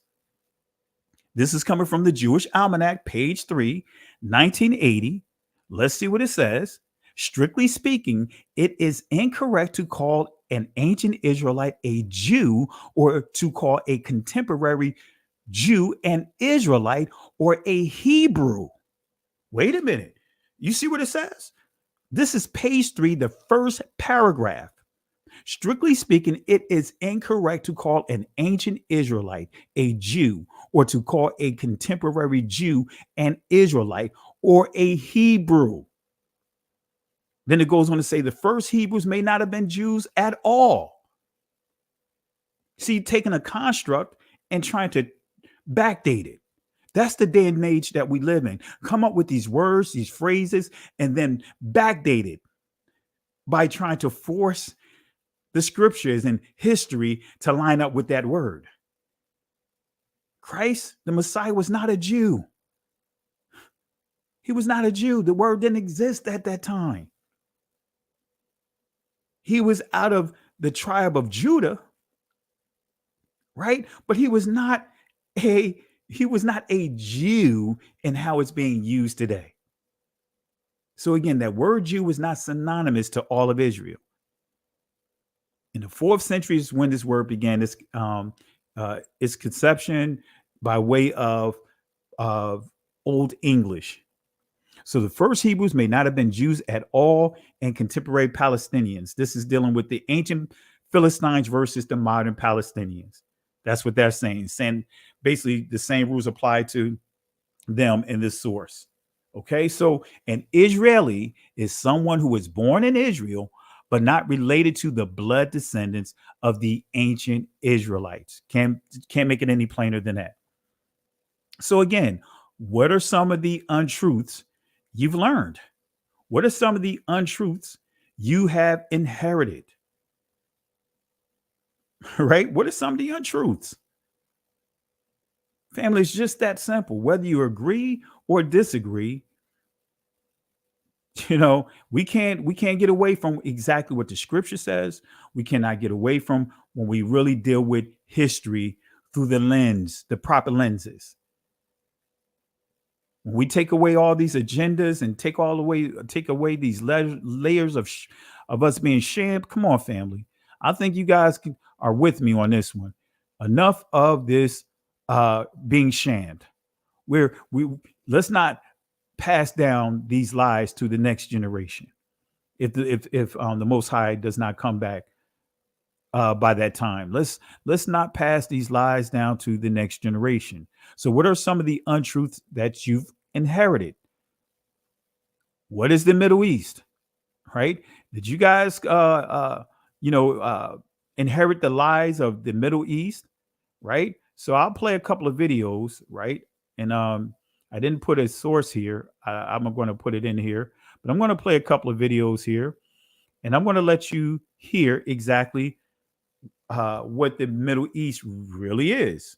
And then I'll cut and paste while this is playing another article here that'll tie in. So let's see what the Middle East really is. Let's see exactly what it means. You know, so we're going to have someone explain it. Here we go. Let me cue it up. Here we go. Most Egyptologists and anthropologists, archaeologists of the Eurocentric persuasion will say that Egypt is in Africa. They had to concede that, but then they still draw the line by saying that they weren't Africans like that. In other words, they weren't dark-skinned people.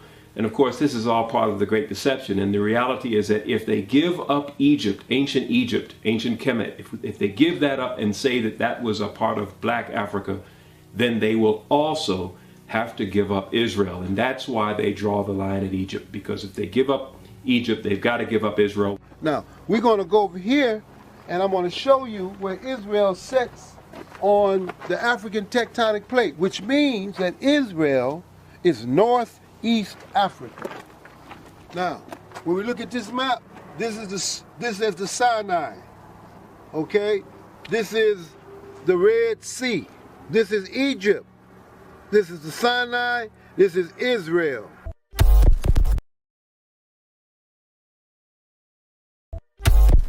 All right, this is Saudi Arabia over here.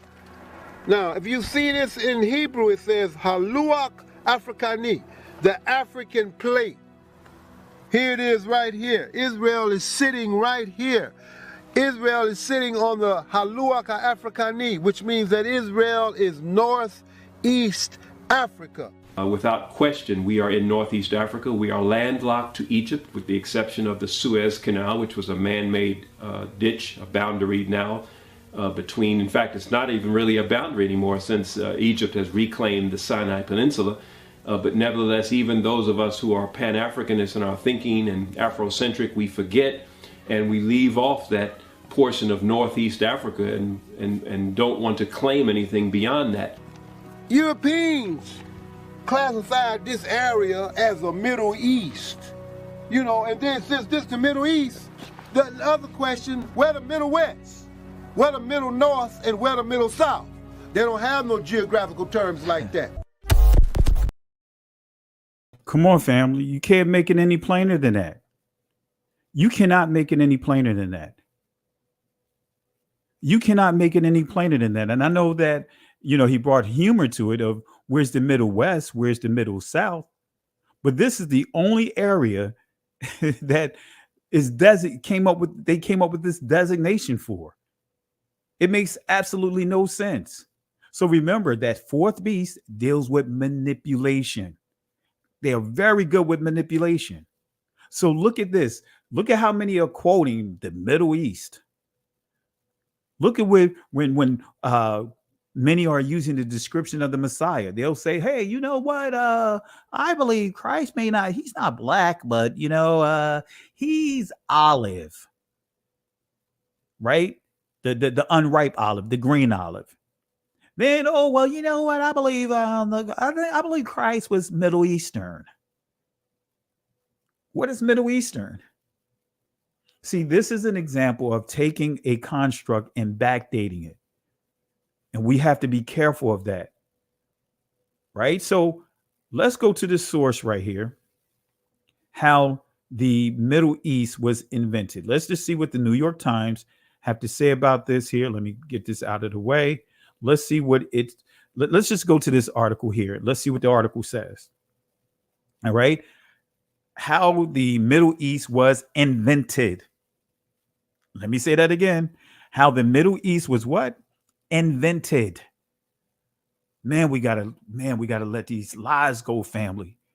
We gotta let these lies go. New York Times.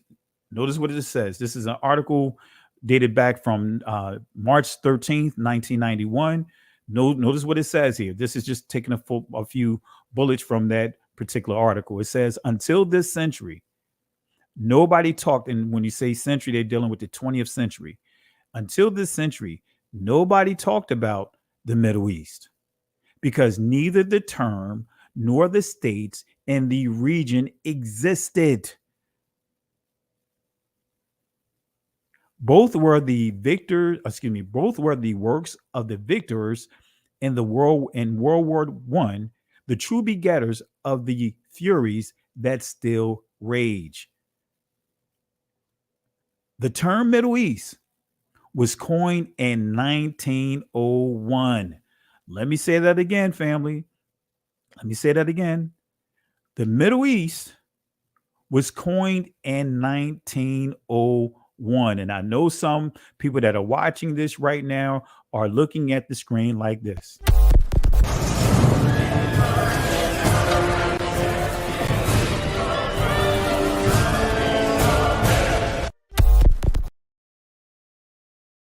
See, family, in this awakening, just like in other groups, as far as like when I'm in this awakening, I want to say in other groups, I want to make sure that I'm not dealing with religion, but in other spaces, you see the same problem. Most people don't read.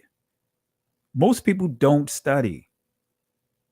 Like in the church, most of the people that are teaching really don't study.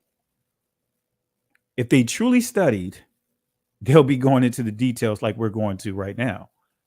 Most of the people that are sitting in those pews are not studied. They listen to what is being presented to them and they go off of that. We see the same problems in the conscious community, same problems in Islam, and even in this awakening. Many people don't read.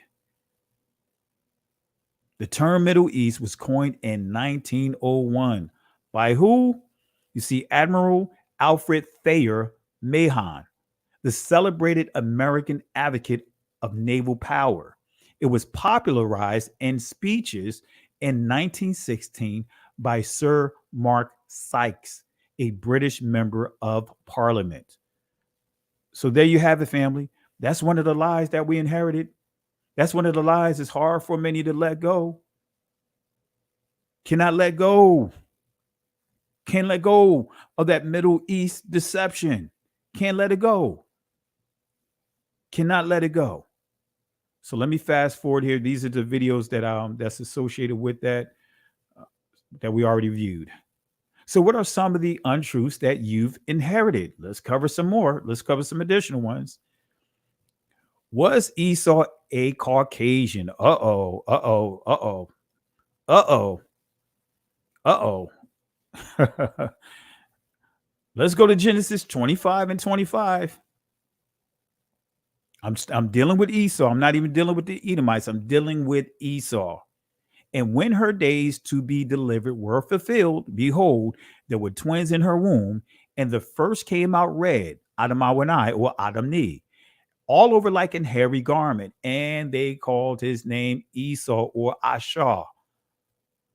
Called his name Esau. So let's see what red means. It says the first came out with red. Let's define red. It says ruddy. It says red, ruddy, right? So let's take it a step further. Let's go to the Webster's Unabridged Dictionary and let's see what it says about this word red. Now, as you see here, this is what I'm reading right here, right? So I just have it inside. Let me zoom it in so that way you guys can see. I'm not manipulating anything. This is what I'm going to read. The second bullet here, right? Of a lively flesh color or the color of human skin and high health. That's all I'm reading, just to make sure no one take my words out of context. So this entry number 2, this is key. Of a lively flesh color or the color of the human skin and high health. This is a medical term. Some of you guys that are in the medical field, guess what? You know that when you're dealing with healthy skin and you're putting it in your journals or your logs or whatever, and you're giving an assessment of someone's skin, you write the word ruddy. It's not based upon color. It's based upon the healthiness of the skin, the status of that skin at that moment. Okay. But let's go to another source, the International Standard Bible Encyclopedia definition of ruddy. I've been saying this and teaching out of this source for years on top of years. Notice what it says here, and I'm going to read this portion right here. Let me zoom in so that way you guys can see I am not twisting or bending any of this, right? I didn't include this portion of it. I started right here. Ruddy is the form taken by the adjective red when used as a term of praise of the human skin, and this is its use in the Bible. So it's giving us the use of this word in the Bible. The dark-skinned Hebrews found great beauty in a clear complexion, right? So you saw it right here. Let me bring it right back. Let's show it again. The dark-skinned Hebrews, all right? The dark-skinned Hebrews. So that's what it says here. Ruddy is the form taken by the adjective red when used as a term of praise of the human skin, and this is its use in the Bible. In other words, the Hebrew and the Greek words are all usual words for red or to be red. The dark-skinned Hebrews found great beauty in a clear complexion. Let me say it one more time. The dark-skinned Hebrews found great beauty in a clear complexion. Now, I haven't done this in a while. Let me do it now. Let me take it into slow motion mode. I'm going geek mode on you guys. So let's do it in slow motion for those that still are not comprehending this, what I'm stating here. Here we go. The dark-skinned Hebrews found great beauty and a clear complexion.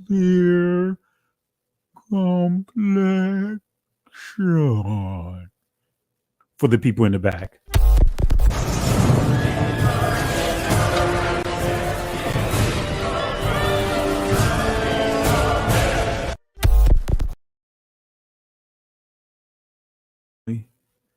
The dark-skinned Hebrews found great beauty and a what? Clear complexion. And if you want to get clarity, look up David. Tells us that David was ready, right? But when you look at some of the translations, and I don't have the translation off the top of my head, I should have included it here. It makes it clear that David was dark and handsome in one of the translations. Can't remember if it's the American translation. I can't remember, but look it up. All right, look it up. Okay. So the dark-skinned Hebrews found great beauty and a clear complexion. So Adam Ma doesn't come from Adam, if we want to put it in the proper order. Adam came from the Adamah, because the Most High formed Adam from what? Adamah. Come on, family. Come on, family. Come on, family. Keep it simple. So what are some of the untruths you've inherited? Let's deal with another untruth. There was no Negro Israelites on the slave ships. Have you guys heard that one before? Have you guys heard that one before? Have you guys heard that one before? That there was no Negro Israelites on those slave ships. Have you guys heard that one before? Matter of fact, let me put this in the chat. I haven't done a Q&A in a while. Let me go ahead and put a Q&A in here. Let me ask this question so that way you guys can interact here. All right. Family, this is why, man, there's so many people mad at this community, man. They're mad at this awakening. There were other awakenings, but this awakening, this one right here, put a little country drawl to it. This one right here, you know what I mean? They are losing their mind over this. So let me put this up here. Let me put a question here.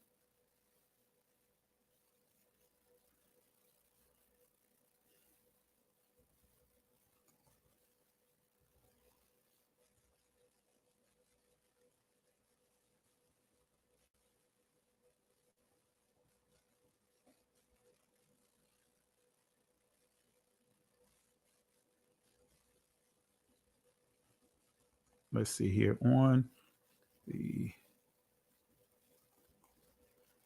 All right.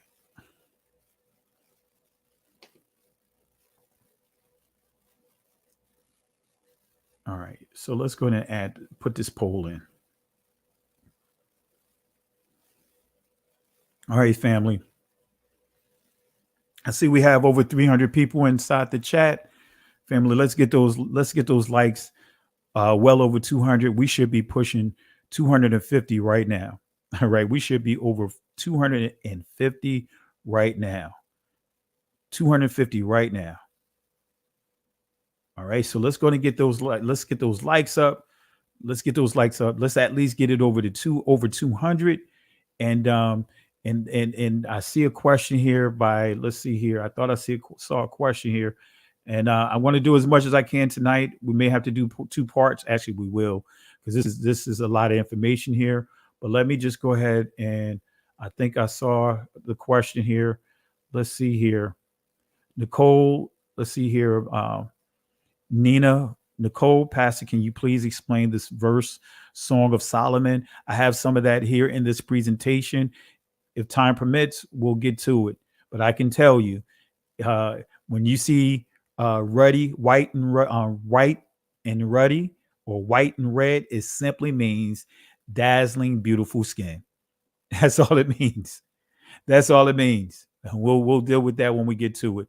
It's a compliment that is being made to King Solomon. All right, but we'll break it down. Appreciate you for watching. And so let me see here, and thank you for the question. And let me give a shout out here. My apologies, Lizette Israel. I did not see the super sticker.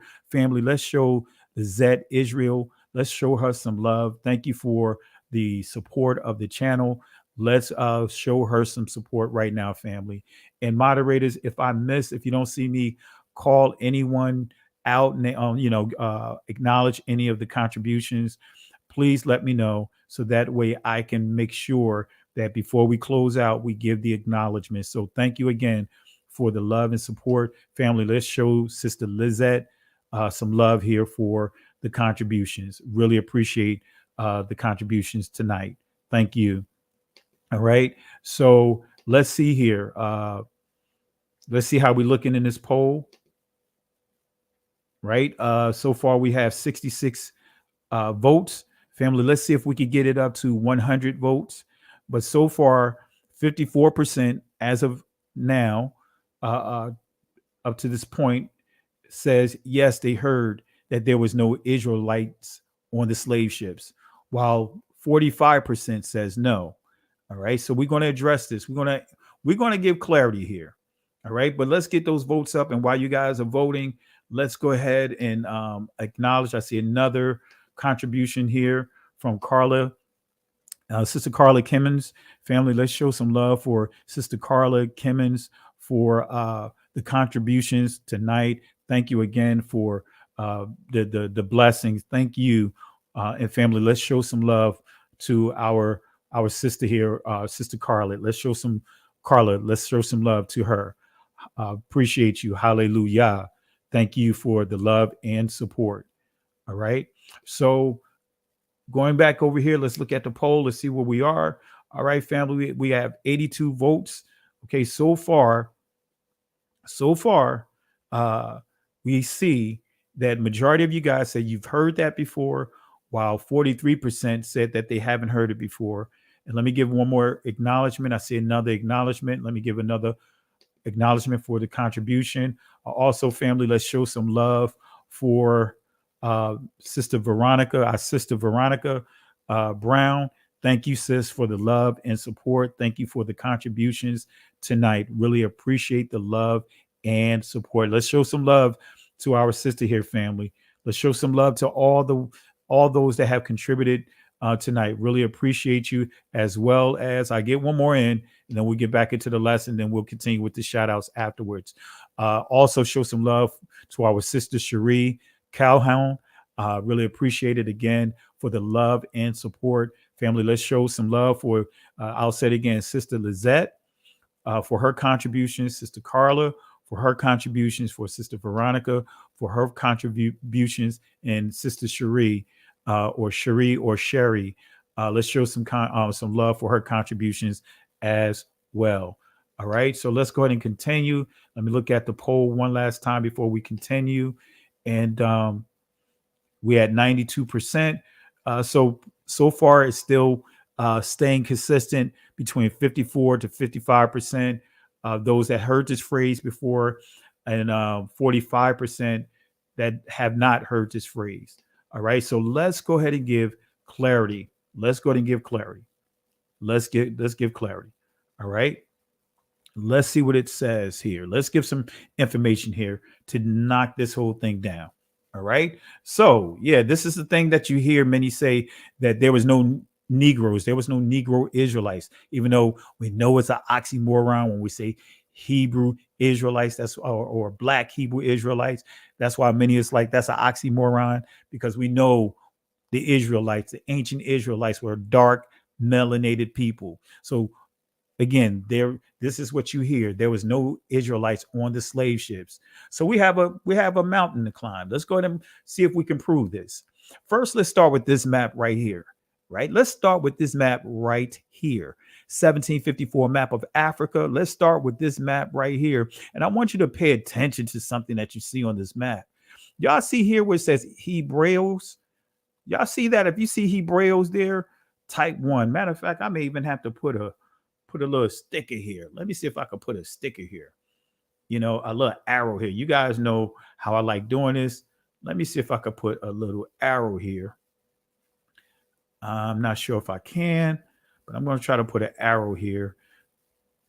You know, I'm kind of updating this slide as we progress. And family, this is what I teach here. Me and my cousin, Moray Brown, we was going up and down this East Coast at no expense of others putting in this work. We were not charging or anything like that. We was paying for all the expenses. The only thing that we asked the people that wanted to bring us there to their locations is secure a room in the hotel, a conference room. We've even done it in the library, but we just asked to secure that, and we'll bring this over to you. We will bring this over to you. All right. So let me put an arrow right here real quick, because I just want to show that here. Let's see here. How do I want to do that? Okay. Now I'm gonna have to do it later. All right. It's going to take me a little time to do that. All right. But you see here on your screen, family, you see this? I'll just circle it so that way you guys can see it. All right. Let's close out a couple of things here. All right. So you see Hebreos. You see, and this is key right here, Ophir. Make a note of these two places here. You see Ophir, you see Hebreos. Okay. So let's break down this map. Give you a quick history on this map. You see at the bottom here of this backdrop, Hebreos. All right. You guys see that here. So let's go ahead and explain this. This is the presentation that I shared, when I was out at our pop-up Shabbat. So I'm going to give you more information on this map. And this is what you'll pull off of this when you research and get the history, get the location of this map. But notice what it said. This is exactly on the history of this map. It says here, 1754 map of Africa by Gabriel Ramirez. In this 1754 map of Africa by Gabriel Ramirez, it covers the entire continent of Africa with adjacent parts of Europe and Arabia. The map identifies the biblical port of Ophir. Right? So, and I want to go back to this map here because, again, let me take this bullet down here a little. Let's go back here. And I want y'all to pay attention here. Right? Look at here. This is all Africa. This is all Africa. Right? You don't see a section here, slice here. This is all of Africa. All right. That Middle East, man, it deceives so many people, right? Deceives so many people. So let's read this again. In this 1754 map of Africa by Gabriel Ramirez, or Gabriel, it covers the entire continent of Africa with adjacent parts of Europe and Arabia. The map identifies the biblical port of Ophir, associated with the legends of King Solomon. Ophir was said to be a kingdom of limitless wealth from which Solomon collected the gold needed to construct the first temple of Jerusalem. The true location of Ophir is a matter of significant debate among the biblical scholars and archaeologists, Africa, Ceylan, and Malay, all being viable options. From the 16th century on, most, as per this map, believed Ophir to be located either in or around the African kingdom of Monopotapa. The gold-rich kingdom includes parts of modern-day Mozambique, and Zimbabwe. Let me say that again. The gold-rich kingdom includes parts of modern-day Mozambique and Zimbabwe. Why is that important? Because we do know that the Limba, right, the Limba tribe, they resides where? In Mozambique, right? Zimbabwe. So Ophir to be located either in or around the African kingdom of Monomotapa. The gold-rich kingdom includes parts of modern-day Mozambique and Zimbabwe. The map also identifies Tarshish or Tartetso and southern Spain, another kingdom from biblical legend from which Solomon was believed to have acquired ivory and other valuables, and also from which he initiated his mission to Ophir. So King Solomon, his men, the Israelites been traveling into Africa well before the sacking of Jerusalem. They didn't flee to Africa because, again, Northeast Africa, which they call the Middle East, is still Africa. It's still Africa. Okay, so again, this map is making it clear. We see the travels of Solomon and his soldiers. All right, so let's go to 1 Kings chapter 9, verse 27 through 28. Let's confirm this place, Ophir. Starting at verse 27, and Hiram sent in the navy his servants, shipmen that had knowledge of the sea, with the servants of Solomon. So you had this person, Hiram. Remember, this is dealing with the building of the temple. So Hiram and Masons, this is interesting, right? In Freemasonry, they acknowledge Hiram. They refer to him as Hiram Abiff. Okay, you can look it up. But this is not dealing with anything about Freemasonry here. But yes, in Freemasonry, you'll learn about Hiram, right? So, and Hiram sent in the navy his servants, right? So Hiram sent his servants, and then it says shipmen that had knowledge of the sea, with the service of Solomon. So Solomon sent servants, but Hiram sent servants as well to accompany the soldiers, the servants of Solomon. And notice what it says in verse 28. And they came to Ophir and fetched from thence gold 420 talents and brought it to King Solomon. So we see historical reference confirming this. We see the historical, we see the map, and we could go to the scriptures to confirm this place, Ophir. So this map was originally prepared in French by Abbot M. Pluchet and translated into Castilian Spanish for publication in volume 7, part 4. Okay. So, but again, notice on that map that I shared, you saw the word Hebreos and the landing point just beneath what is called the Gold Coast of Africa. All right, so let me copy that over so I can show it one more time, family. Let me copy this presentation over. And what I'm going to do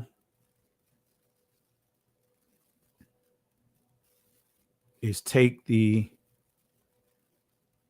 additional stuff off the top of it. Let me see here. Actually, I don't have to. Yeah, just do it this way. All right, so let's take this out. All right. So again, this is where you see the Gold Coast, right? Let's zoom this in. This is what I just mentioned here. Notice on this map the word Hebreos and the landing point just beneath what is called the Gold Coast of Africa. So let me pull this up real quick. All right, so you guys can see what I see. Let me go to the next page here. Here we go. All right. So this is what it's referring to. This is that landing spot, right, that they're making note of. And it's just below the Gold Coast right here. That territory that you see, Ouida, which is Judah in Portuguese, right? So this is the route that they would have taken, right? Coming all the way from this area. This is the route. This is the path that they would have taken. And this is the landing spot, right? And here's the Gold Coast right here. Ouida is in this territory here. Notice Hebreos. That's the point. Notice Hebreos, okay? Hebreos, and this is the bottom of that same map, right? Okay? So, was there Negro Israelites on the ship? Does that prove that there was Negro Israelites on the ship? I got to prove that. Was there Negro Israelites on those slave ships? All right. Let's go to this map here, right? I have this book, had it for years. The PDF version of this book. But even before that, when I discovered this book, right, I had screen prints because this book was at ODU. So I had screen prints of these maps. So it's hard to get this book. The Lost Tribes of a Myth Suggests Towards Rewriting Hebrew History, page 257. Right now, I want you to, before we get into it, I want you to notice this map, right? This book is a very expensive book. It's not easy to get a copy of this book, and you'll see why, right? Notice here, all this red, all of these items in red, these are Israelite tribes throughout the continent of Africa, right? This is highlighting all the Israelite tribes throughout the continent of Africa. Notice what you see here. It says here, Jewish tracers, right? But the B'nai Ephraim, we see here, this is the Gold Coast here. We see Dahomey Israelites. That's where we see the word Jews. Levite cities right here, just up north here. Levite cities. I may have to cut and paste a map here with some additional information that you'll see some of these names, Israelite names here. Notice what you see here. Lam, once a Jewish colony, right? Jewish kingdom of Ganesha, right? It has here the modern Taganet, right? We see all of these Israelite tribes, not just from what is called Ethiopia or Kush. We see this all across the continent of Africa. Of course, we see here Yemen, but we see Yemen Jews. We see Sheba, Saba, right? We see Israelite tribes all across the continent of Africa, which completely knocks down some of the craziness that we're hearing from others that's trying to prove us wrong. The lies that are being stated about us. And you look at this cluster here of different Israelite tribes in Africa. All right. So, and this is just like I said, this doesn't cover. I don't have South Africa here, but you see here, Jewish kingdom of Granada, right? You see that over here. I mean, you can see why they priced this book so high. Put it in the book. Notice this here, Jewish kingdom of Granada, founded 300 AD by white Libyan Berbers. The kingdom occupied the Lower Great. So we see, and this is dealing with when we see the Libyans, we're dealing with up in this territory, right? So I'm trying to see the Granada people here, and I don't see it up here. So they're giving you more information on that particular tribe up here, right? But when we see here, right? Oh, this is where it was referring to right here in this section, right? Let me go back here, because I see an entry here. White Libyan dynasty founded among Negroes But it says the name suggests Yemenite Jewish influence, right? Says, so white Libyan dynasty founded among Negroes. So this is a white Libyan dynasty, but notice what it says. The name suggests Yemenite Jews influence. I can't see all of this. Came into Wagria in southern Algeria and much traded through. I can't see all of this here because it's kind of, but anyway, but these are Negroes over here. These are Negroes, right? Libya is up here, but again, this is dealing with tribes in this area. So, of course, like I said, this here, this Jewish kingdom of Granada, I believe it's referring to this area here. All right. But what we see over here, these are dealing with Negroes right here. All right. These are dealing with Negroes right here. Okay. All right. So just wanted to show that. So that's why I want to show here. Sao Tome. Wait a minute. So Sao Tome, according to that initial map, that's telling us that King Solomon visited this area. Let's go back here. I hope you guys grab hold of this. Let's go back here. Let's go back to this map, right? This is telling us this is the landing spot. Let's zoom in the landing spot. This is the landing spot right here. That looks like Sao Tome to me. If you agree with that, type 1. Does that look like Sao Tome? Does that look like Sao Tome? If you, and I'm going to show it again. This is the landing spot, right, of the servants of Solomon as they traveled to get gold from this Gold Coast here, right? So let's go to the map that we were just looking at. Let's go here. All right. Now, look at here. Look at here. We're not dealing with Caucasians right here. It says Sao Tome. This is that landing spot that the other map is pointing out, saying that there was trade going here. And is it a coincidence that they come in here to obtain gold? But we see this is called the Gold Coast. Oh my gosh. So on this map, it says Yemen Jews and Falasses, Berbers, Moorish, and Negro Jews. The names in red in the northern Sahara are oases in which some Berber Judaism survives. It is an estimated about 15,000 Jews are scattered through the interior. Other names in red are places of ancient Jewish colonies. In some cases, an approximate date of settlement is added. So guess what, family? We're saying, look at some of the names here. You see Muvumbu. You see, this is Sao Tome. But before they got to Sao Tome, they had to pass through these areas. Cameroon, this is what is called Nigeria today. Come on, family. Come on, family. We can't get away from this.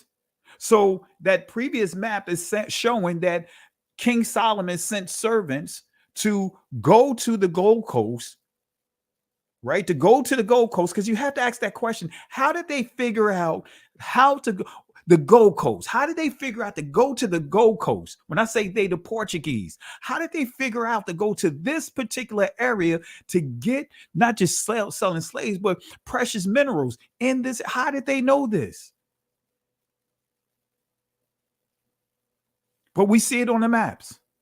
So the Lost Tribes, right? A myth suggestions towards rewriting Hebrew history by Alan Howard Godbey in 1930, and this is page 257. It shows a map of the entire continent of Africa and gives the names and locations of each of the Hebrew Israelite settlements throughout the continent. Smithsonian and very few universities have a published copy of this book.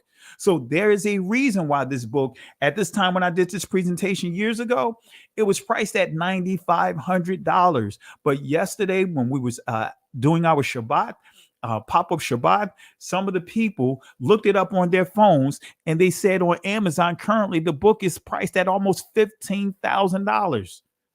There's a reason why this book is priced at $15,000.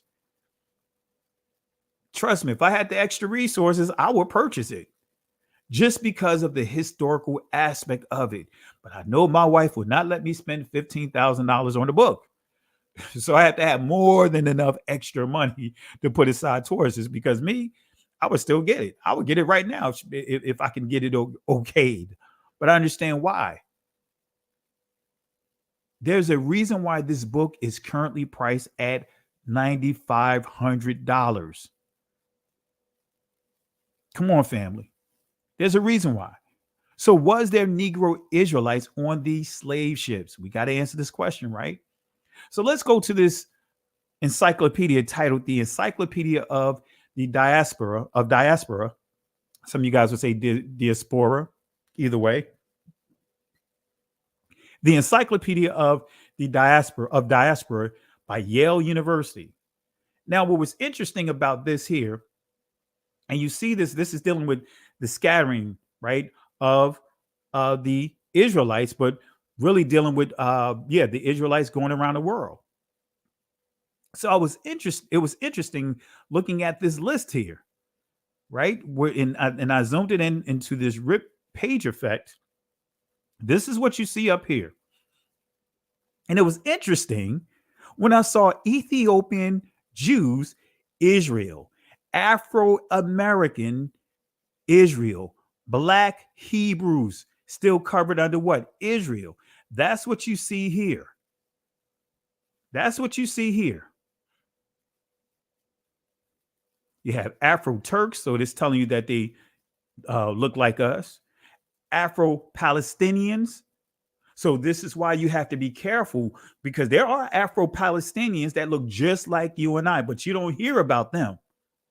You only hear about those that look more Turkish, but you don't really see much about the Afro-Palestinians. You really don't see much about the Afro-Turks. But notice what you see here. Afro who? American Israel. Let me say that again. Afro who? American Israel. But I know we don't know what we're talking about. But again, we don't know what we're talking about. They got to tell us our history, like that rabbi I played earlier. This is the one thing we have to say about Black people. They don't know their history. So we have to tell them their history. And who do they target the most? The men. Let's go here. And I'm telling you, man, this would be a great idea. Man, if we could, man, I even put up a Cash App or something to try to see if we could collect enough resources to get this book. Man, that's a great question. Let me give shout outs here to Stay on Fire Ministry. Man, I'll put $1,000 if I could get the community to help out with the rest of it. I'll put $1,000 right now to it. Everybody put up $100. We can get this book. That's right. We could get this book. We need to get books like this and have it among the community. So again, family, we can do this. You know what I mean? So again, in this source, that's what's interesting about the source. It gives information about Negro Israelites fleeing to India. Right? So yeah, Tyrone Lucas. Yeah, I have the PDF of this book, but it's a difference of having a PDF versus having the actual physical book. Like I said, and I know the person that actually did the PDF and distributed the PDF, and I was one of the ones that he distributed it to. But I know the person who actually went and through the painful scanning of the books. But it's always good to have a physical copy of the books. I'm just from the old school. I like to have far as the physical books on hand. So I definitely appreciate the information here. All right. So in the source, it gives information about Negro Israelites fleeing to India. Let me show you here. This is on page 188 of this same source. It says the B'nai Israel may have arrived in the 5th or 6th century. Now we're getting way back before the 14th century. Now we're dealing with India. Now we're going further east, right?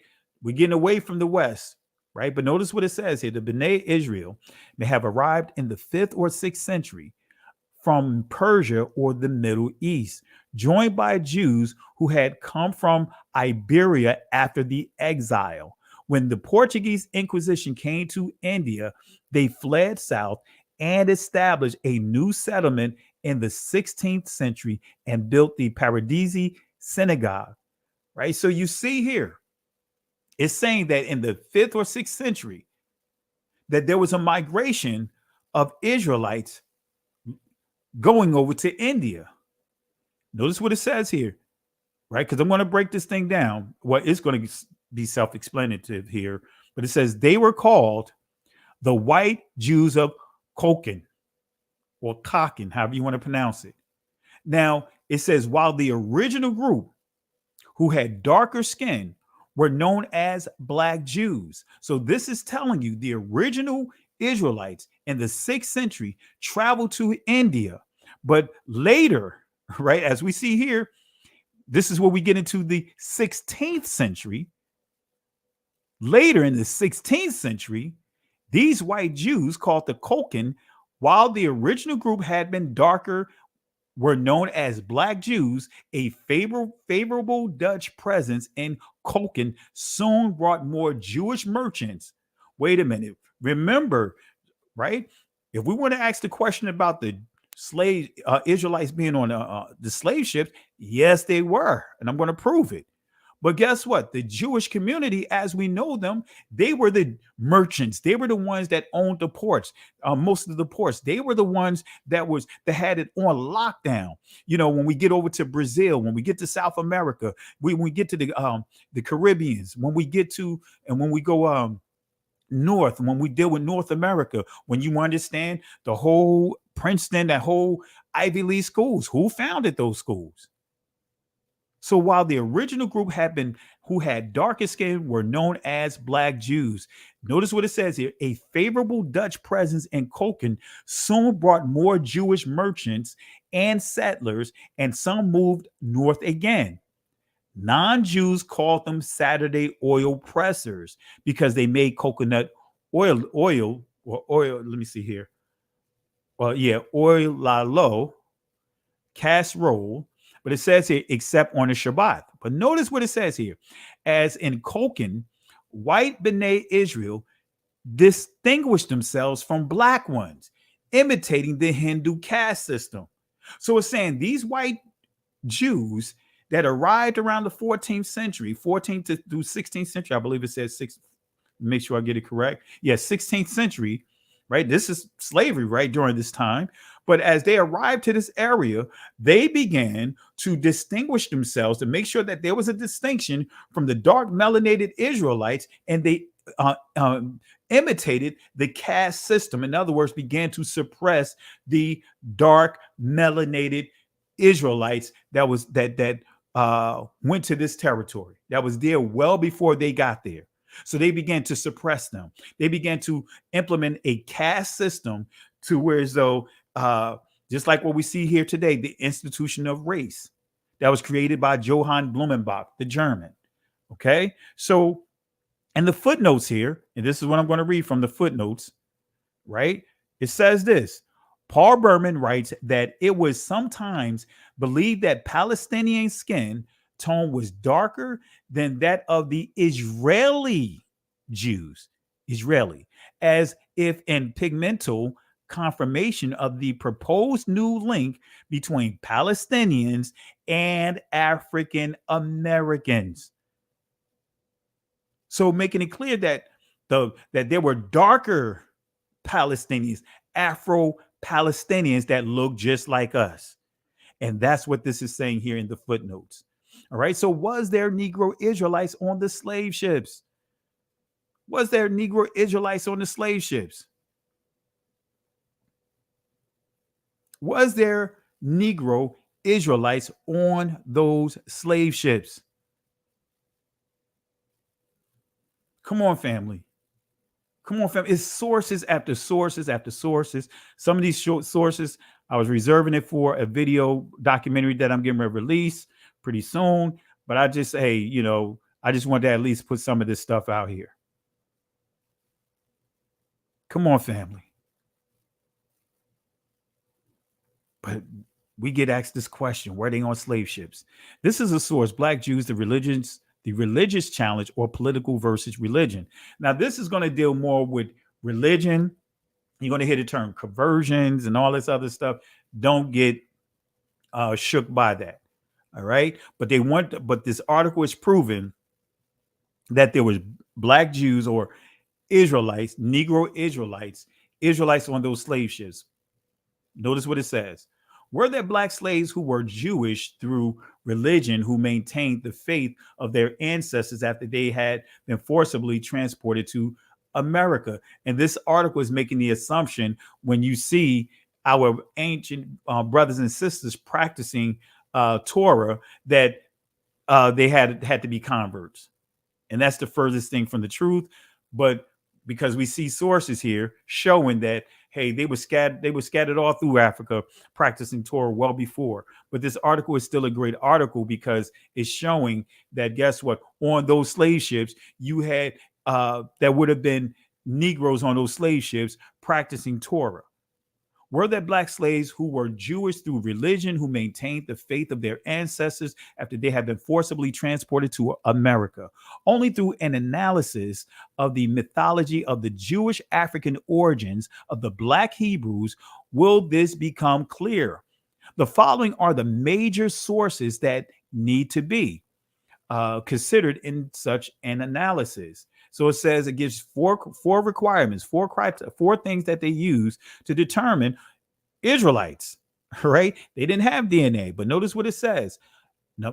A, witnesses, tales of the explorers who mentioned the existence of communities of Black Jews on the African continent, and particularly in the areas where the slave ship picked up the Black slaves. So they're purposely targeting the areas where they picked up Negroes to be enslaved. So this is going to answer that question with clarity about Israelites being on slave ships.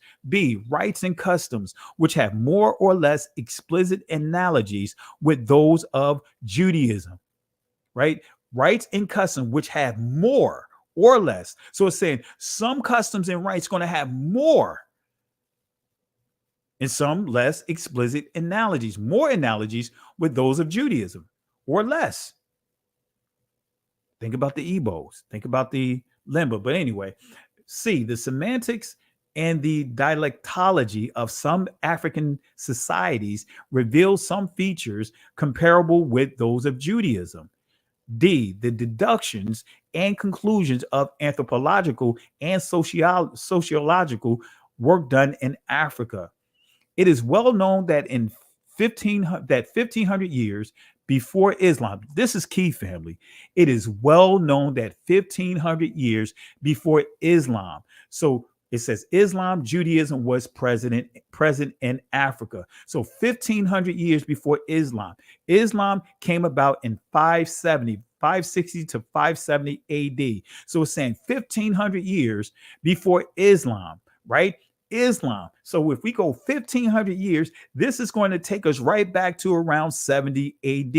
It is well known, and that's when where Jerusalem was sacked by the Romans. It is well known that 1500 years before Islam, Judaism was present in Africa. So this is telling you they weren't converts, right? So that's why I want to make it clear. Who converted them? You saying that Caucasians made it all the way over to those areas? No. It is well known that 1500 years before Islam, Judaism was present in Africa, because you hear questions. Show me a Bible. Show me a Bible. Wait a minute. Come on now. We see the history right here. It is well known that 1500 years before Islam, Judaism was present in Africa. Travelers' tales and stories of journeys across North America, the Sahara, and the Sudan provide considerable evidence of the existence of Jewish communities on the African continent. We know that from the time of St. Jerome, which is 340 to 420 AD, a chain of Jewish commercial towns stretched almost uninterrupted from Mauritania to India. St. Augustine learned Hebrew in Tazim, where there was a Judeo-Syrian colony which came from Cyrenaica, or excuse me if I butcher it, Cyrenaica, or Cyrenaica, however you want to pronounce it. These groups went as far as Akkar in the southern Sahara, and according to the Chronicles of the Sudan. So this is making it clear that Israel was scattered through, was in Africa well before. Israel was already making, going further, deeper into Africa well before, the slavery, the transatlantic world war, well before the sub-Saharan war on our people. All right. So let's go back to that book that I mentioned, The Lost Tribes of a Myth Suggests Towards Rewriting Hebrew History. Let's go back over to that book. See, when you really study that book, and this is why you probably haven't seen anyone use this map or show you this map that I'm about to share, that's going to coincide with the Princeton Encyclopedia of the Diaspora that I highlighted. If we go to page 356, guess what you're going to see? You'll see this map of India. And notice it gives you more information. You see Arabia, you see the Persian, you see Persia right here, you see India, but notice it's giving you locations of what? Israelite locations, Israelite tribes. But we're dealing with India. So let me pull that up here. Right? We're dealing with India. This is where it was referring to the Koken B'nai Israels. But notice what it says. Let me zoom this in. Notice what it says. Black Jews. B'nai Israel here. Black Jews. This is Bomba.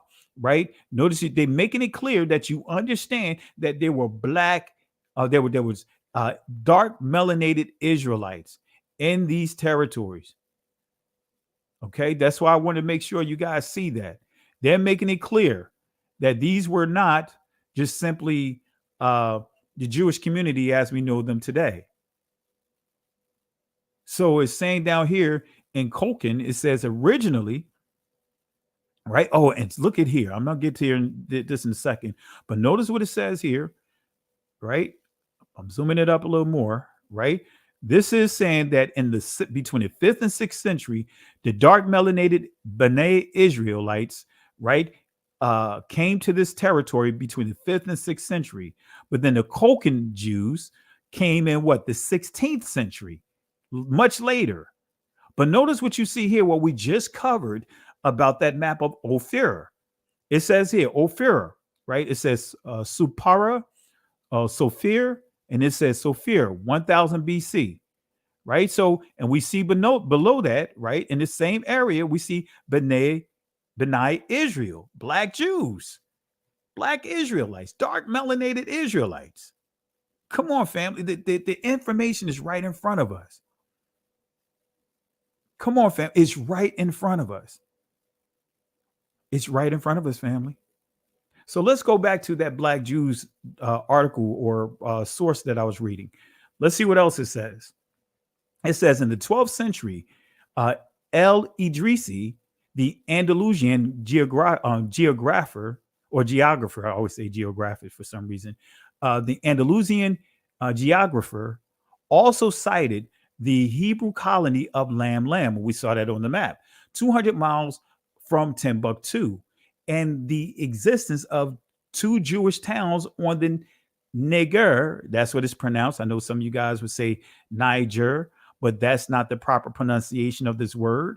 That word is not pronounced Niger. It's actually pronounced Strong's G 3526. Niger.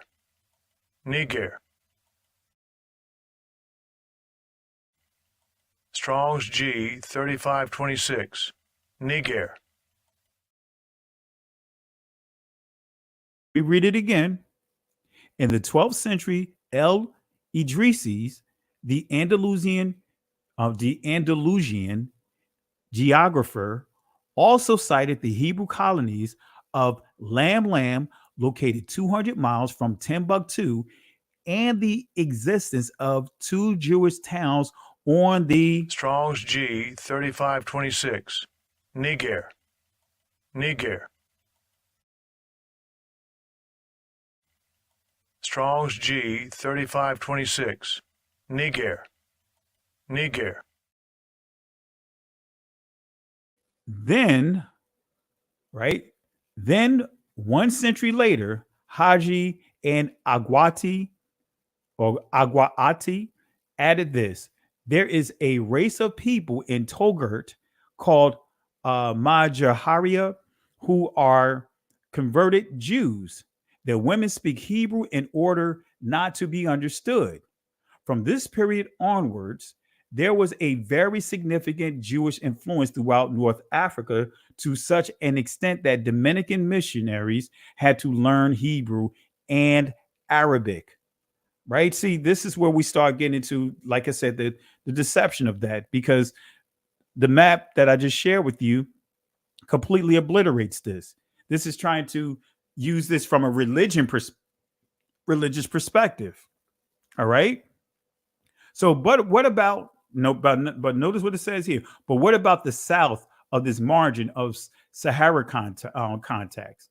So it's saying here that in this particular area of Africa, North Africa, further north, and this is where you get to the Libya area, saying that these women, they speak in fluent Hebrew, but saying that they were converts, as it says here.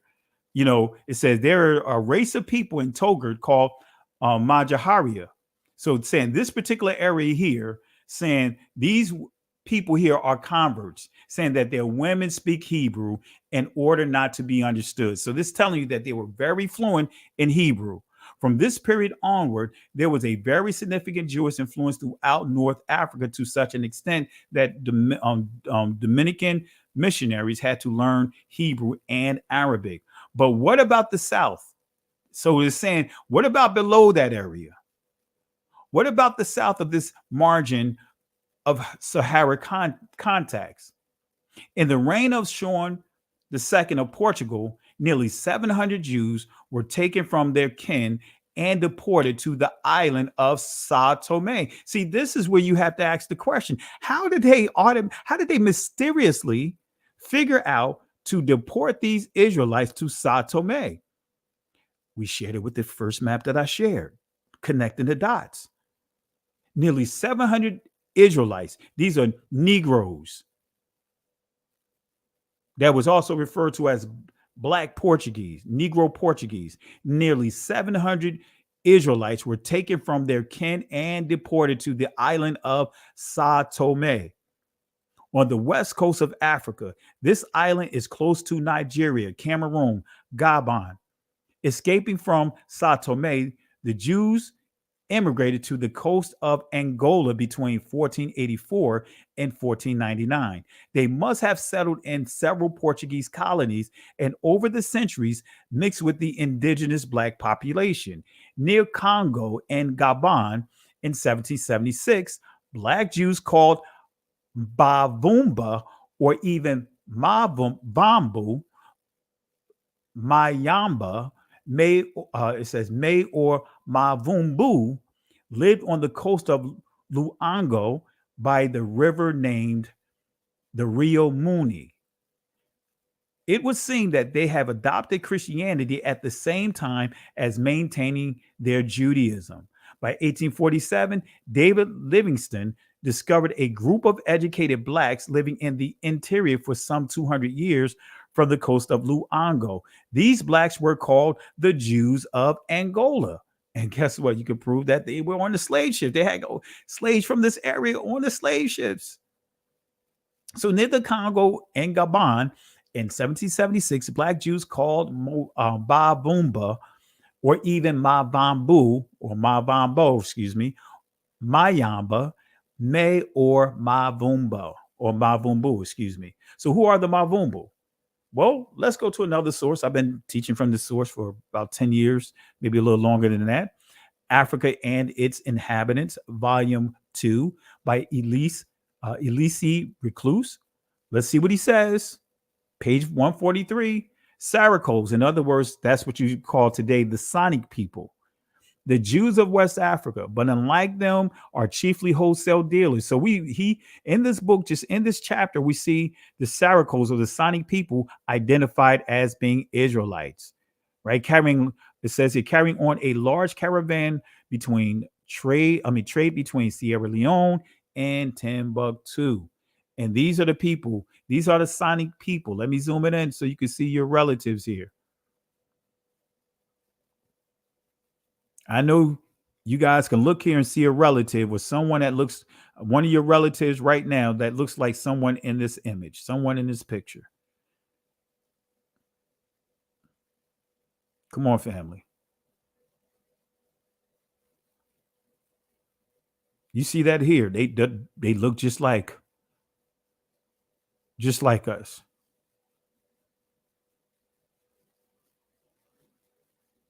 All right.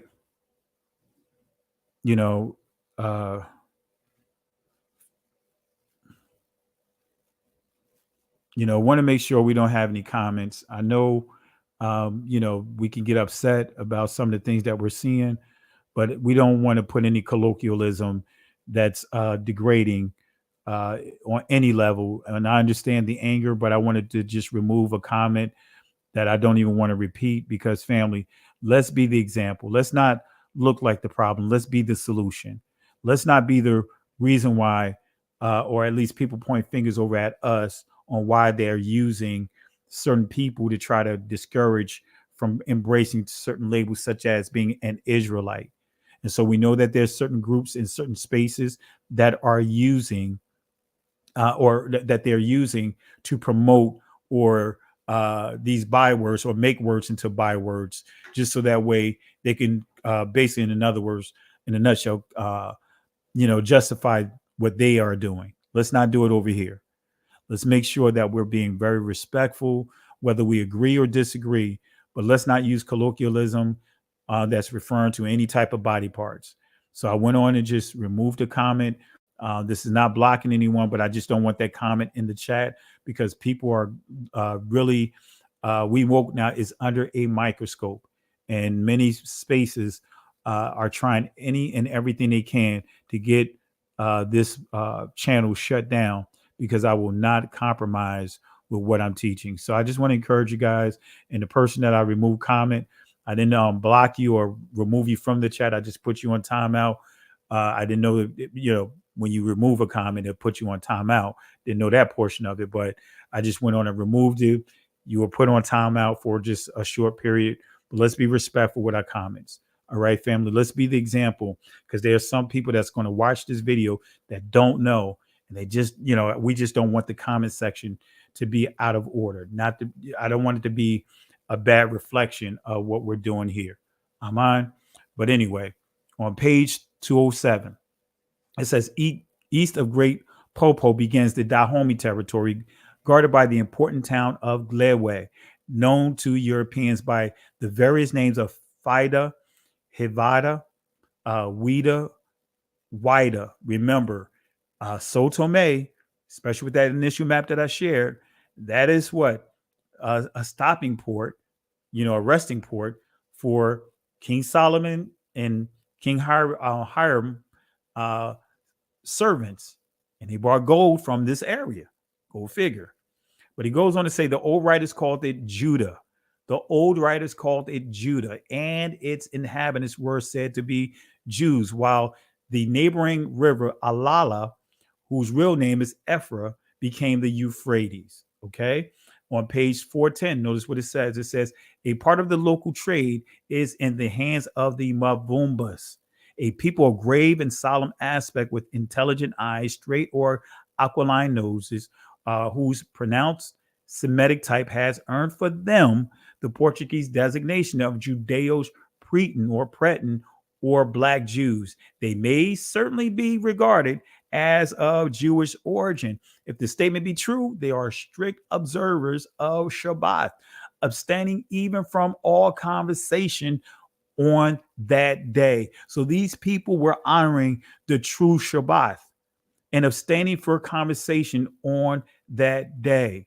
So let me give some shout outs real quick. I see some additional contributions. So let me give some shout outs here.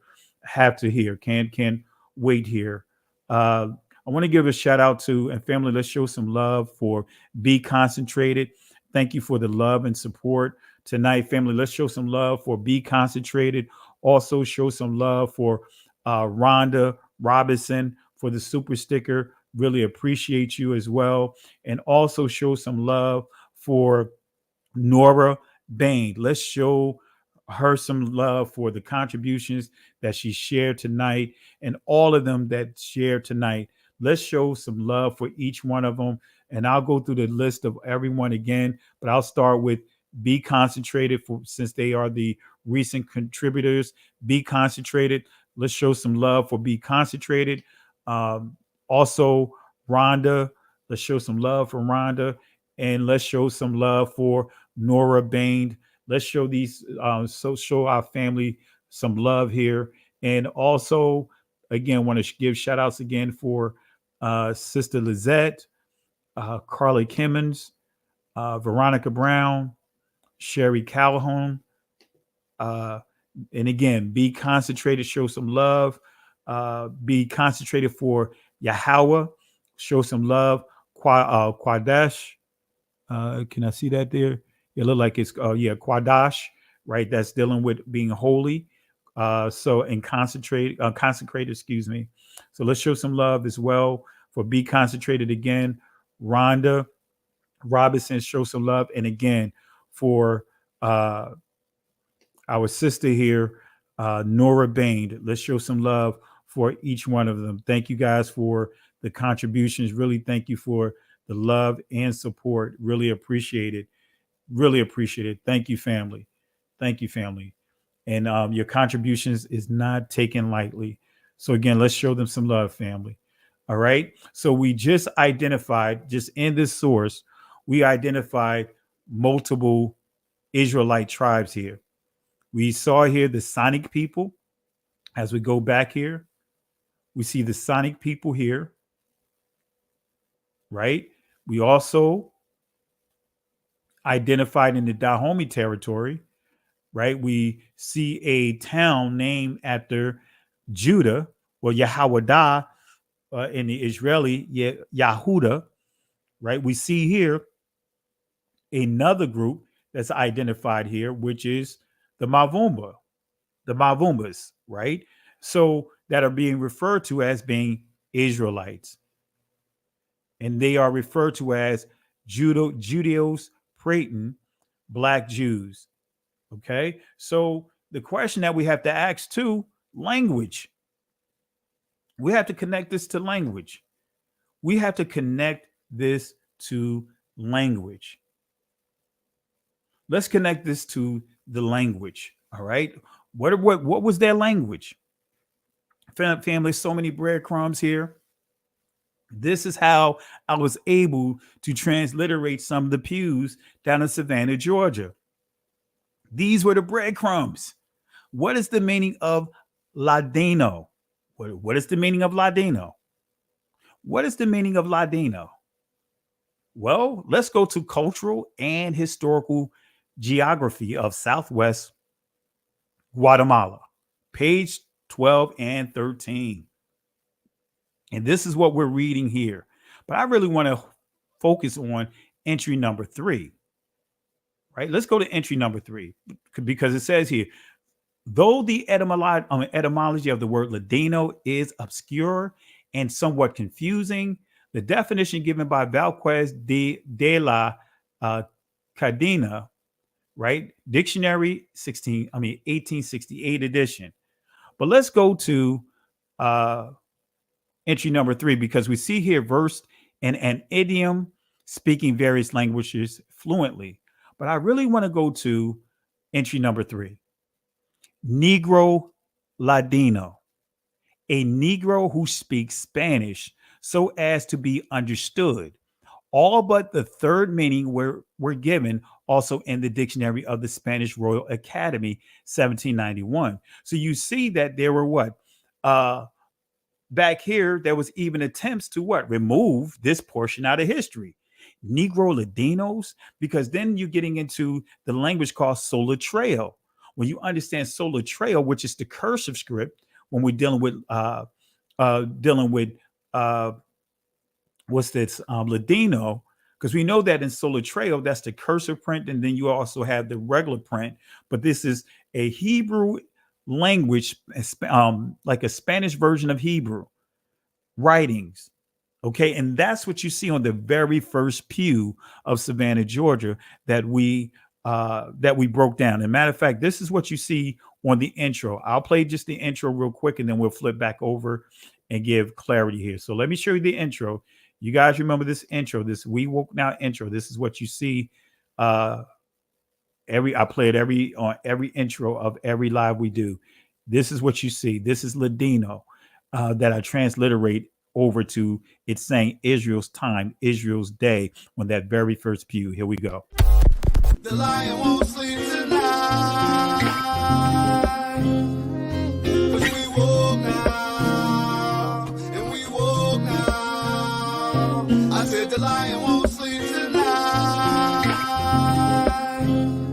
'cause we woke now, and we woke now. They want us to sell our souls to barter profit, like God's property. It's hard to market, so we steady to aim, keep your eyes on target. 'Cause when you got the drive, yeah, they'd rather you park it. But I don't valet, you ain't getting these keys. I'm keeping closed hands, I'm on bended knee. I'm just a reflection, dealing with 8 sections. Art mixed with life, you can feel the convection. You're lying.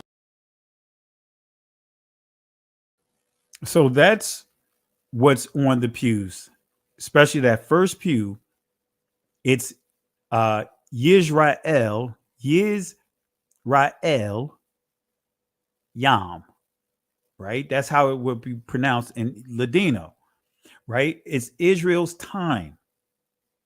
And the scene that you see is the very first episode. I cannot remember the name of that show. Let me see if I could pull it up here, family. And I encourage you guys to watch that show. Let me pull it up. It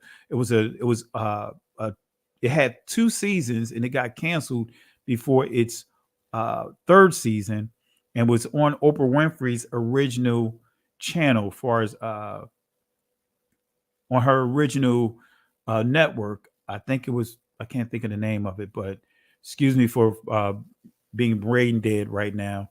But that scene, I want to bring it up here. I want to tell you the name of the movie. And I'm telling you, if you go to the this particular one, why is it doing this? Let's go to the videos. All right. The name of the video series, let me see here. I can tell you here in a second. The name of that video series, and I encourage you to watch it, is The Underground. Right? The Underground. That is the very first episode. You'll see that within the first 10 minutes of that series. When I saw that, it was like, wait a minute, that sounds familiar there. That looks familiar. So when you see that scene in the background, when you got the brother man's face he's actually reading on the wall, but they made it transparent, and he's reading a language giving him the instructions on how to be free. And when you study the First African Baptist Church down in Savannah, Georgia, that was they played a vital role in the Underground Railroad. Now, if you understand the history of that area, guess what? You'll know that they weren't just trying to flee to the north, because you had Spanish Florida, where all they had to do was get down there, which was like maybe on foot, maybe a couple of hours, 3 hours, 2 to 3 hours. If you're traveling by foot during that time, maybe a little longer.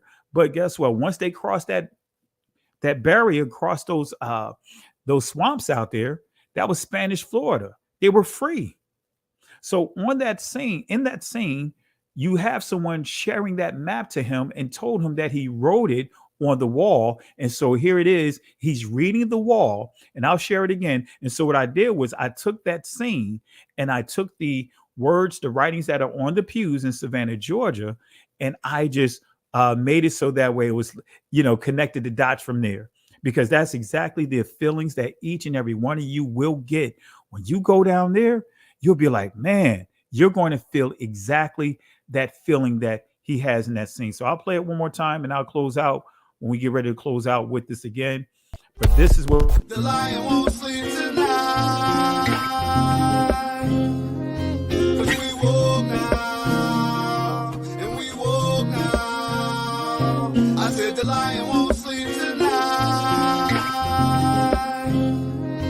'Cause we woke now, and we woke now. They want us to sell our souls to barter profit. Like God's property, it's hard to market. So we steady to aim, keep your eyes on target. Cause when you got to drive, yeah, they'd rather you park it. But I don't valet, you ain't getting these keys. I'm keeping closed hands, I'm on bended knee. I'm just a reflection, dealing with 8 sections. Art mixed with life, you can feel the convection. Your lion won't. So family, they have the truth. The truth is all around us, more than what we can ever imagine.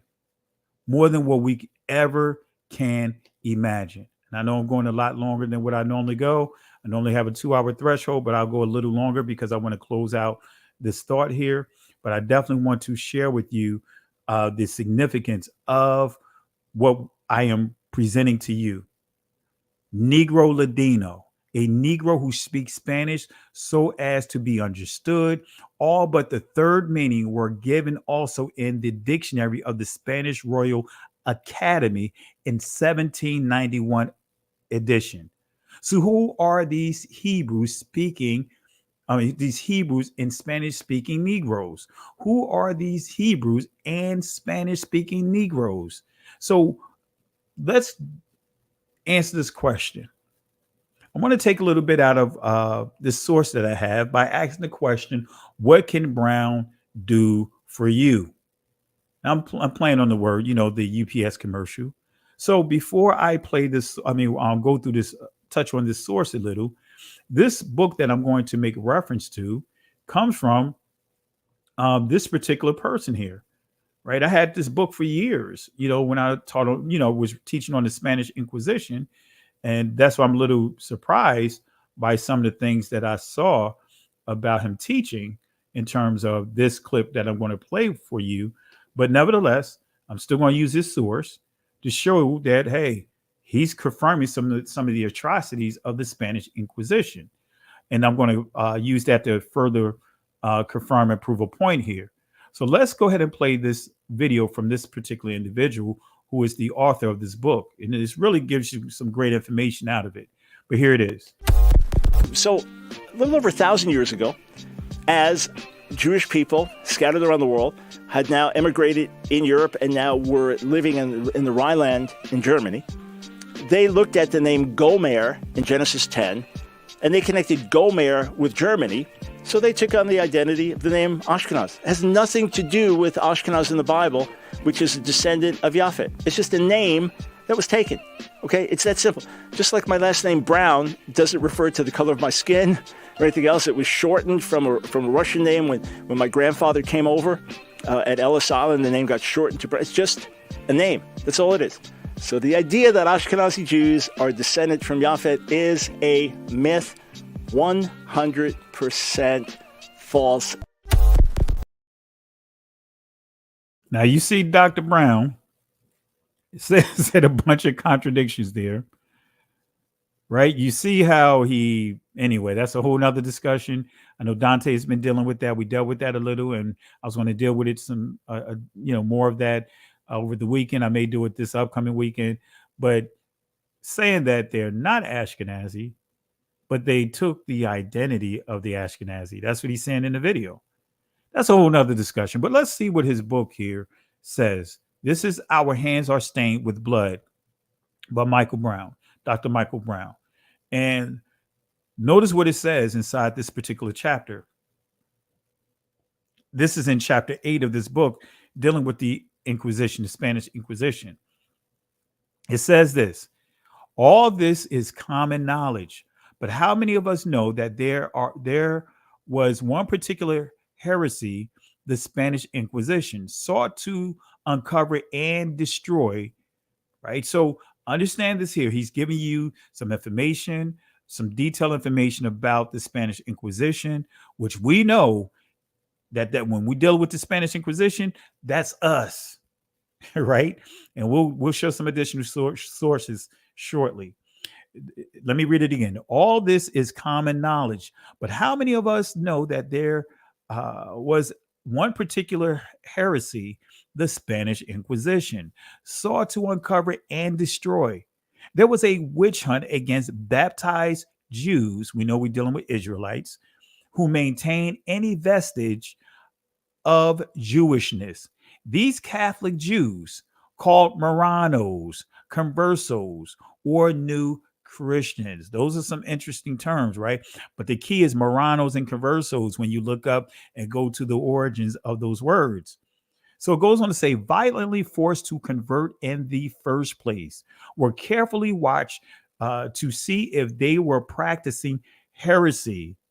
Heretical practices included failure to eat pork, failure to work on Sunday, failure to wear one's best clothes on Sunday, keeping the biblical feasts, observing any Jewish customs of any kind, saying any Jewish prayers, preparing food according to Jewish law, associating with non-Baptist or baptized Jews, and intermarrying with children of Marrano families, with children of other Marrano families. So I got some videos. I'm going to upload some video clips of some educators, some professors in academia that's going to give clarity about our people, especially when we're dealing with the Sephardic Jews. That's a whole nother discussion in itself.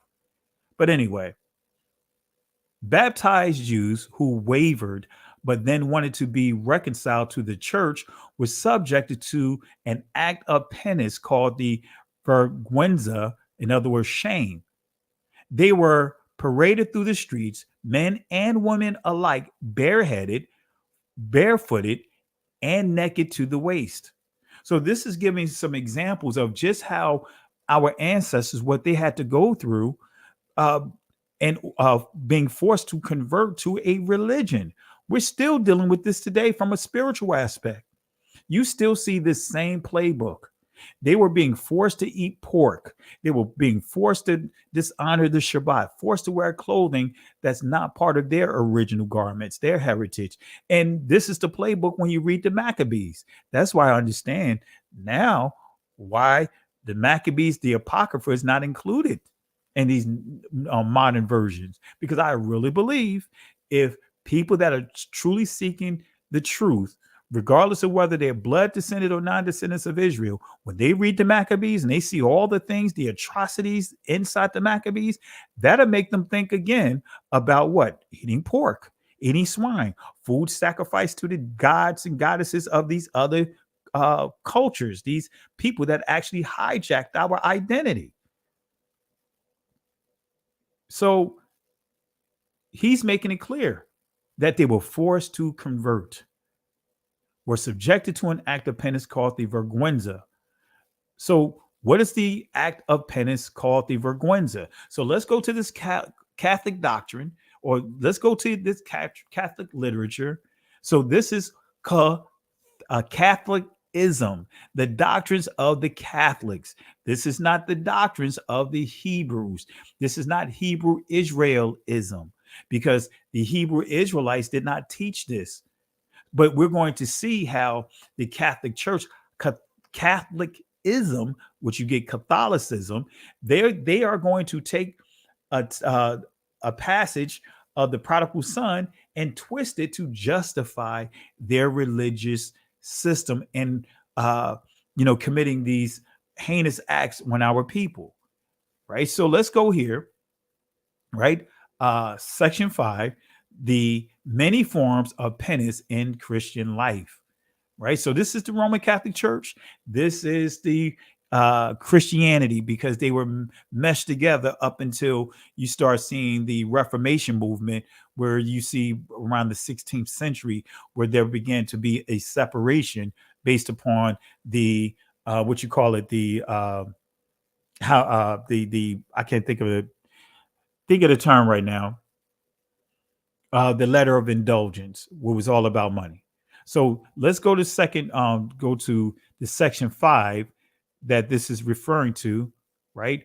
1439, right? This is what we're reading right here. This section right here, 1439. And we're going to read this, and we're going to get through this, and we're going to just go ahead and call it a wrap, because I know it's getting late. I know some of you guys got to get up early. I'm off tomorrow. That's why I'm up late, right? So let's go here. It says 1439, the process of conversion and repentance was described by Jesus in the parable of the prodigal son, the center of which is the merciful father, the fascination of illusory freedom, the abandonment of the father's house, the extreme misery in which the son finds himself after squandering his fortune, his deep humiliation at finding himself obliged to feed swine, and still worse, at wanting to feed on the husk the pigs ate.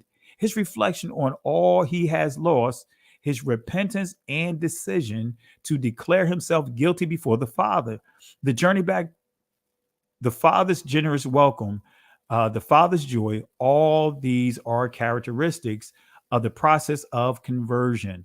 The beautiful robe, the ring, the festive banquet are symbols of that new life, pure, worthy, and joyful of anyone who returns to God and to the bosom of his family, which is the church.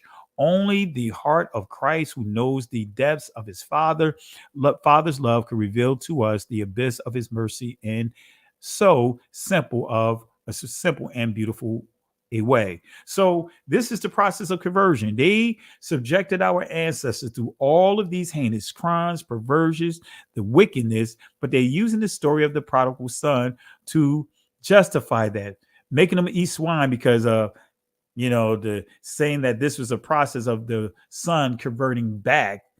This makes absolutely no sense. You can't even make this up. You can't make sense of this.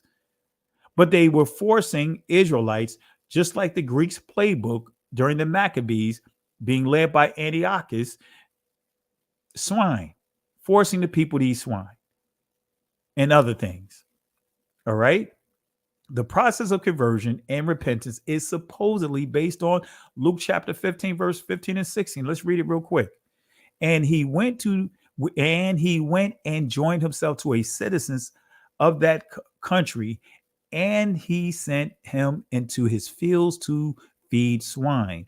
And he would fain have filled his belly with the husk that the swine did eat, and no man gave unto him. You don't see any of this foolishness that the doctrines that they created, Catholicism here. So that Catholicism is not the same as Hebrew Israelism or Hebraism, because this is not in the doctrines. So they created their own doctrines like Christmas, Easter, and some of those other things to justify what they do, their religion. Okay, so he went and joined himself to a citizen of that country. So when we see joined here, we see it means in Greek to glue, stick, cleave, join self, keep company. So he decided that he was going to what? Cleave to their culture, cleave to what they were doing. And when we go to the etymological dictionary of this word, it says to unite into a thing, combine, put or bring together. So we see here, this just basically explaining that he began to become, as you see here, yoke, right? And we're not supposed to be unequally yoked. We're not supposed to be embracing these cultures. The scripture tells us not to envy the ways of the other nations, the ways of our persecutors, the ways of our oppressors. So the prodigal son became a citizen in a foreign country and proselyte to their customs. In other words, convert to their customs and obeyed their laws. So we are reminded through the atrocities of the Spanish Inquisition that we should never envy the ways of our oppressors. So who are these Hebrews? Who are these Hebrews in Spanish-speaking Ladino writing Negroes? Who are they? Well, these are some additional sources. This is coming from the Jews of Spain and Portugal in the Inquisition, page 57. This gives you some information. It says this circumstance induced King John to hasten their departure from Portugal, for which purpose ships were duly provided according to the agreement. But such was the temper of the captains and sailors that they subjected the Jews to the hardest possible conditions. They plundered them of their goods and valuables, even to their clothes, and landed them naked and bare of everything on barren points of African coast, leaving them to die of starvation or to be sold into slavery to the Moors. Nor was this all. The king wrestled from their parents all children between the ages of 3 and 10, between 3 to 10, those Jewish immigrants who from poverty or otherwise had omitted to pay the capitation tax on entering, or who were forced to remain in Portugal, and had them transported to the newly discovered island of Sao Tome, which then swarmed with alligators and other beasts of prey, to be brought up as Christians. All right, you see, they're trying to erase their identity of being Israelites. Now they're being raised up as what? Christians, who embrace Christianity. This is coming from John Ogilvy, his book, American Being, the latest and most accurate description of the New World. Notice what he says here. The Portuguese that dwelt on this island and formed the Netherlands, they lived let me read it again. The Portuguese that dwelt on this island and formed the Netherlands, that few lived above 50 years there, notwithstanding the great gain tempted them to tarry. Several of them having 200 or 300 Negroes that worked in the sugar mills, that John III, King of Portugal, sent a colony thither above 200 years before, whom though the unwholesome air destroyed, yet the place was not left desolate, for he sent new inhabitants who first settled in Guinea, next to Angola. There we have it again, Guinea, Angola. And lastly, on the island of St. Thomas. Remember, going back to that map, that stopping point of King Solomon's servants, Ophir, that so they might be the better of us to the heir, that the said king sold all those Jews for slaves that refused to embrace the Roman religion and caused their children to be baptized. So these are Negroes. These are not Caucasians.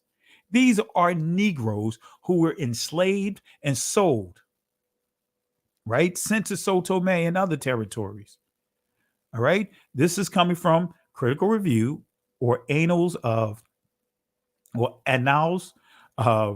don't like to just say annals, right? Of Literature, volume 57. All right, let's see what it says. Still giving us the same confirmation. King John II in 1492 expelled all Jews to the island of St. Thomas, or Sao Tome, which had been discovered in 1471, and to other Portuguese settlements on the continent of Africa. And from these banished Jews, the Black Portuguese, remember, Black Portuguese, they are called Black Portuguese. So the Black Portuguese was also used synonymously to the term Jews, Black Jews. So from these banished Jews, the Black Portuguese, as they are called, and the Jews of Loango, who were despised even by the very Negroes, are descended. By these colonists, St. Thomas or Sao Tome soon became a considerable place of trade and valuable for its sugar plantations. 30 years after their settlements, not less than 150,000 arrows, in other words, 30 pounds of weight each, of sugar were exported, and the engines of 60 sugar works turned by slaves. These Negroes, you see what I'm saying? They what? They are Negroes. These Negroes were purchased in Guinea, Congo, Menicongo, and the colonists had plantations furnished with from 150 to 3,000 Negro slaves. So this is just giving you a range of them, but they're saying no less than 150, but up to as much as 3,000 Black Portuguese or Black Jews, even though we know the numbers is more than that, but that's another discussion from here. So when we bring this back to the Black Jews, right, or answering that question, whether or not were there Israelites on the slave ships, notice what it says. In southern Nigeria, the natives called Black Jews the strange people of the Imo Yo Quaim. They were called the Benea Ephraim, the sons of Ephraim. They claimed that their ancestors came from Morocco, and this is supported by Godbey. You know, that very expensive book, that $14,000 book. This is what he's referring to, Godbey. Godbey gives, as we said, all the illustrations of the different tribes, Israelite tribes all through Africa, as well as India and other places. So this is supported by Godbey, who noted that their language is a mixture of Magabrian Arab, ancient Hebrew, and local patois. Let me say this again. Godbey, who noted that their language is a mixture of Maghrebian Arab, ancient Hebrew, and local patois. So it's saying that they were, you know, they were speaking a mixture of these three different languages and also the local language. So Arabic, Hebrew, and the local patois, whatever's the local language. So my cousin and I, we confirmed. We sent images of the pews to someone who is actually an expert and teach Arabic, made it clear that there's no Arabic or Maghrebian on the pews, period. And I have other professors coming from the University of Cincinnati, the University of North Carolina. All of them made it clear. Those that were specialized in Arabic, they made it clear that those were not Arabic. There's no Arabic on the pews. So anyone that tried to say it, there's all an agenda that comes with that, period. So, for example, Abu, meaning father, became Yaba. For mother is close to the Hebrew word. The Imo Yo Quaim Jews live in the Ondo district and have a copy of the Torah. Come on, family. Where's the Torah? Now we know when we study about the history of Timbuktu, they burnt up Hebrew manuscripts. The Islam, the Muslims, they were burning Hebrew manuscripts. I didn't put it inside this here, but I'll make sure that as we progress in this in part 2, we'll go into the details of that. So the study of customs and rites and the analysis of the semantics of these African tribes have led many of their observers to propose some hypotheses and even to draw some conclusions. Dr. Alan H. Godbey reached the following conclusions. These factors have a very specific significance if we consider the presence of Judaism among the American Negroes. Hundreds of thousands.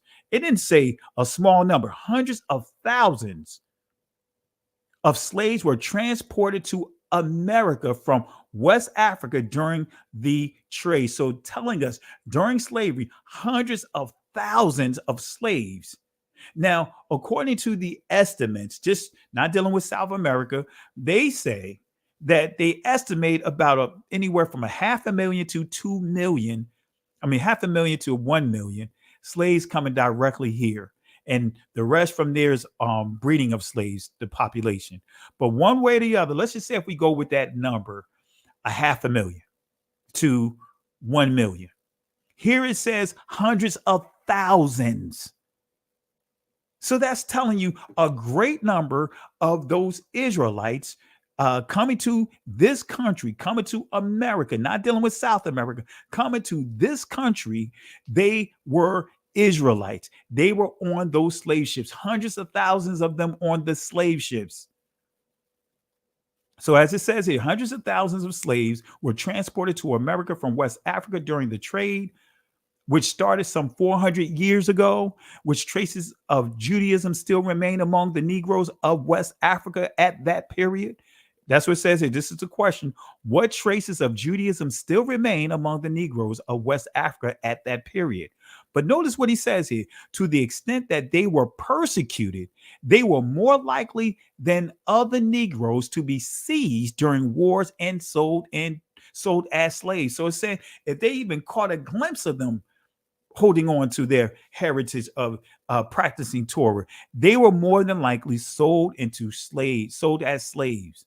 They were taken during wars. Remember, the Roman Catholic Church declared war on West Africa.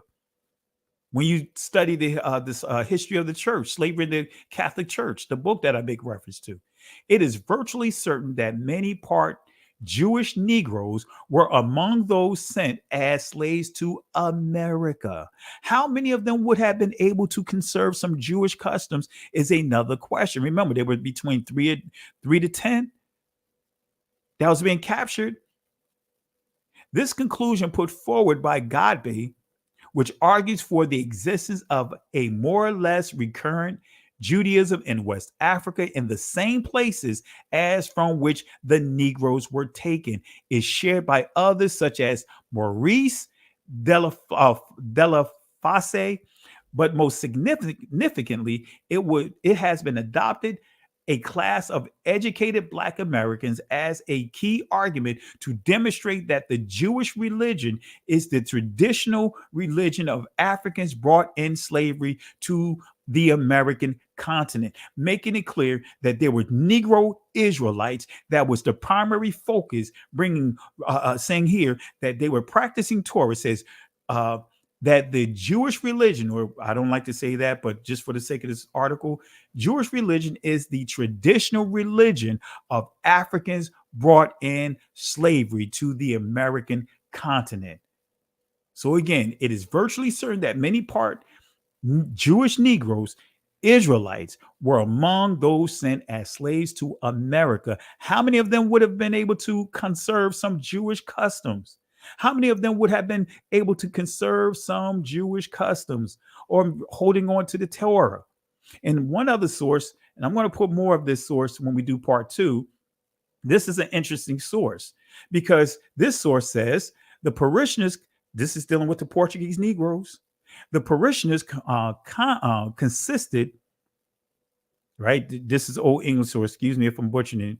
The parishioners consisted of about 150 Negro men and 400 negresses, right? So they will refer to the men as negres and the women as negresses. So 150 Negro men and 400 negresses, in other words, Black women who called themselves Portuguese, though they are black as crows. So they're making it clear they are dark melanated people.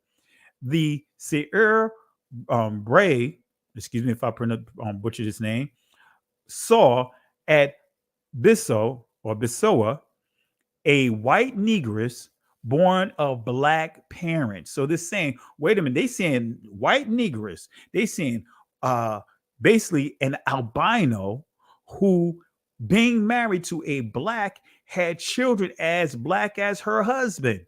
So it's saying that they see in 2 Negroes, Portuguese Negroes, have an albino, even though they say white, had a white baby. And that white baby, she married a Black husband and they produced Black children. And this has some interesting information about the Moors inside here to be continued, right? So was there any Israelites on the slave ships? And we'll close out with this last one here. Can we prove that they had names, Hebrew names? Let's start with Isaiah 44, verse 5, right? It says here, one shall say, I am Yahweh's. Let me go back here and look over because I know I'm on a roll here. I know I'm going a little longer than what I normally would go, but I know I'm going geek mode. I am in full geek mode here, but let me give some acknowledgement here. Looks like I see another contribution here. Let's see here. I thought I saw another contribution here. Let me see here. I want to give shout outs to the King's daughter. I want to give shout outs to you. Thank you for the contribution here. The edifying, to edify the preaching of the truth. Toda, that's meaning good. Pastor Kelly, for your commitment to teaching Yahuwah and Yahshua to Yah's family, all praises. Thank you, King Yah's, the King's daughter. Thank you for the love and support and family. Let's show the King's daughter. Let's show this royalty, our royal's sister here. Let's show some love and support. Really appreciate the love and support here. So thank you again for the contribution. All right. So thank you again. Really appreciate the love and support. And family, hit the likes, share, and subscribe to the channel if you're not. But share this video. Share this video, family. I'm sharing with you a lot of information. This is part of the truth tour that we've been teaching for years on top of years. And if you want us to do a pop-up Shabbat to your location, we'll come to you. Let us know. We'll bring all of this information out to your area. My next session will be in Philadelphia, the second week of October. We'll be in Philadelphia. But Isaiah 44, starting at verse 5, it says, one shall say, I am Yahweh's. Some of you guys would say Yahuwah. And another shall call himself, and you see Yahweh, right? This is meaning to call, right? Himself by the name Jacob, Yaakov. And another shall subscribe, in other words, write, katab. This is where you get the word katuba from, means to write. Katab is the primitive root word. Katab or katab, that's the primitive root word, means to write. So katuba, based off of this word, this is where you get the marriage agreement from. But anyway, with his hand unto Yahweh, and surnamed himself by the name of Israel, Yashara'al. So we see here, it's telling us here that Israelites, this is the prophecy saying that Israel is going to, even though in this text, we see the Babylonians did everything that they could to change their names to point to their deities, but not the Most High. And just what we're dealing with as a people, our names are pointing to the very people that have conquered us. But what this passage is saying, that our brothers and sisters, we are going to say, you know what? We're going to start taking hold of these names of our ancestors. That's going to be our surname. So that's why we see in this awakening the different names that we see here. Embracing our heritage, our culture over again. This is the prophecy right here. So was there Negroes on the slave ship? We getting ready to wrap it up. But in the slave database, I want to take you to one of the names there. You see here it says Adomi, right? Adami, right? I say Adomi or Adami, right? This is a slave name, as you see here. A slave name. That is the slave name of someone on the slave ship, right? And these are two entries of someone with that name. Freetown. I have this in front of it. My apologies. But let's see what this word means. Let's see what Adomi or Adami means. Let's see what it means. If we go to the Hebrew dictionary, we see Adomi. But here it says Adomi, right? Let's see what it means. It says here an Edomite or descended from Edom, Edomite. Whoa, wait a minute. Was this slave or these slaves that I'm highlighting, are they Edomites? Are we saying that there were Edomites on the slave ships? We got to answer this question. But let me give you clarity, family. Were there Edomites on the slave ship? Let me give you clarity. Let's go to the Chaldee Hebrew Lexicon Dictionary definition of Adami. In the ancient Hebrew, this is Adamai. Adamai, right? So I'm saying it in the ancient Hebrew, Adamai. Right? Adomi, right? Or Adami. Sounds similar. Adamai. All right. So let's go here. Let's see what it says here. Right? This is what we're reading. This is this portion right here. That's all I did. I just blew it up here. It says, right? right? Adamai, right? Or, it says here, or Adami, right? Because now we get into the modern Hebrew. But anyway, it says pronoun of a town of the tribe of Naphtali. Wait a minute. So we see this name. It's not just Edom, a name of the Edomites. We're seeing that, wait a minute, this is the name of a Hebrew tribe, a tribe that's a descendant of Jacob, right? But I'm not going to leave you hanging like that. Let's go and let's take this a step further, right? So Adami, right, is also the name of an Israelite descendant of Naphtali. Let me prove that. Let's go to scripture. Let's go to Joshua chapter 19, starting at verse 32. Look at what it says. The sixth lot, even for the children of Naphtali, according to their families. Notice verse 33. And their coast was from Halef, right? Sound like Aleph, right? Halef, from Alan to Zaananim, Zaananim, and Adamai or Adami. We see here Adami or Adamai. This is a Hebrew name. This is an Israelite name. This is an Israelite name that we see here. So don't get caught up in the name and thinking that that's a descendant of Esau, because we see here this is also a descendant of Naphtali. Another key Israelite name in the slave database. Here it is. We see Yaakobah. That's what you see up in the top corner. Let me zoom it in. This is the slave database. Did a lot of research in that database for years. So you see Yaakobah, right? So we see an Israelite name by the exact pronunciation. Yaakobah. We see up here Yaakobah. Yaakobah. Or if we truncated the I here, it'd be Yaakobah. All right. So Yaakobah, Yaakobah. So let's go to the Hebrew definition of this word. Notice what we see. Yaakobah, right? Or as we see here, Yaakobah. We see here Jacobah and Israelite. Jacobah toward Jacob, the son of Simeon and grandson of Jacob. But we see this word, this name is pointing to Jacob. So Jacobah or Yaakobah is the grandson of Jacob, Yaakov, and his name means towards Jacob. So let's look at the Hebrew definition of this word Jacob. And we already know this. Notice what we see here. Yaakov is the Israeli ancient Hebrew is Yaakov, means hill catcher, right? And we see here the patriarch, right? Hill holder. So going to another source, this is another source, another slave database, but we see an entry here in this slave database. See where it says Yaakobah, and this is a male, but it says Yaakobah, and I'm going to show you the entry here, right? We see it here, Freetown, enslaved person. Wait a minute, how in the world do we see this on the slave database? How did we miss this? How so many missed this? It's because they're trying to use names like Jacob. They're trying to find Jacob.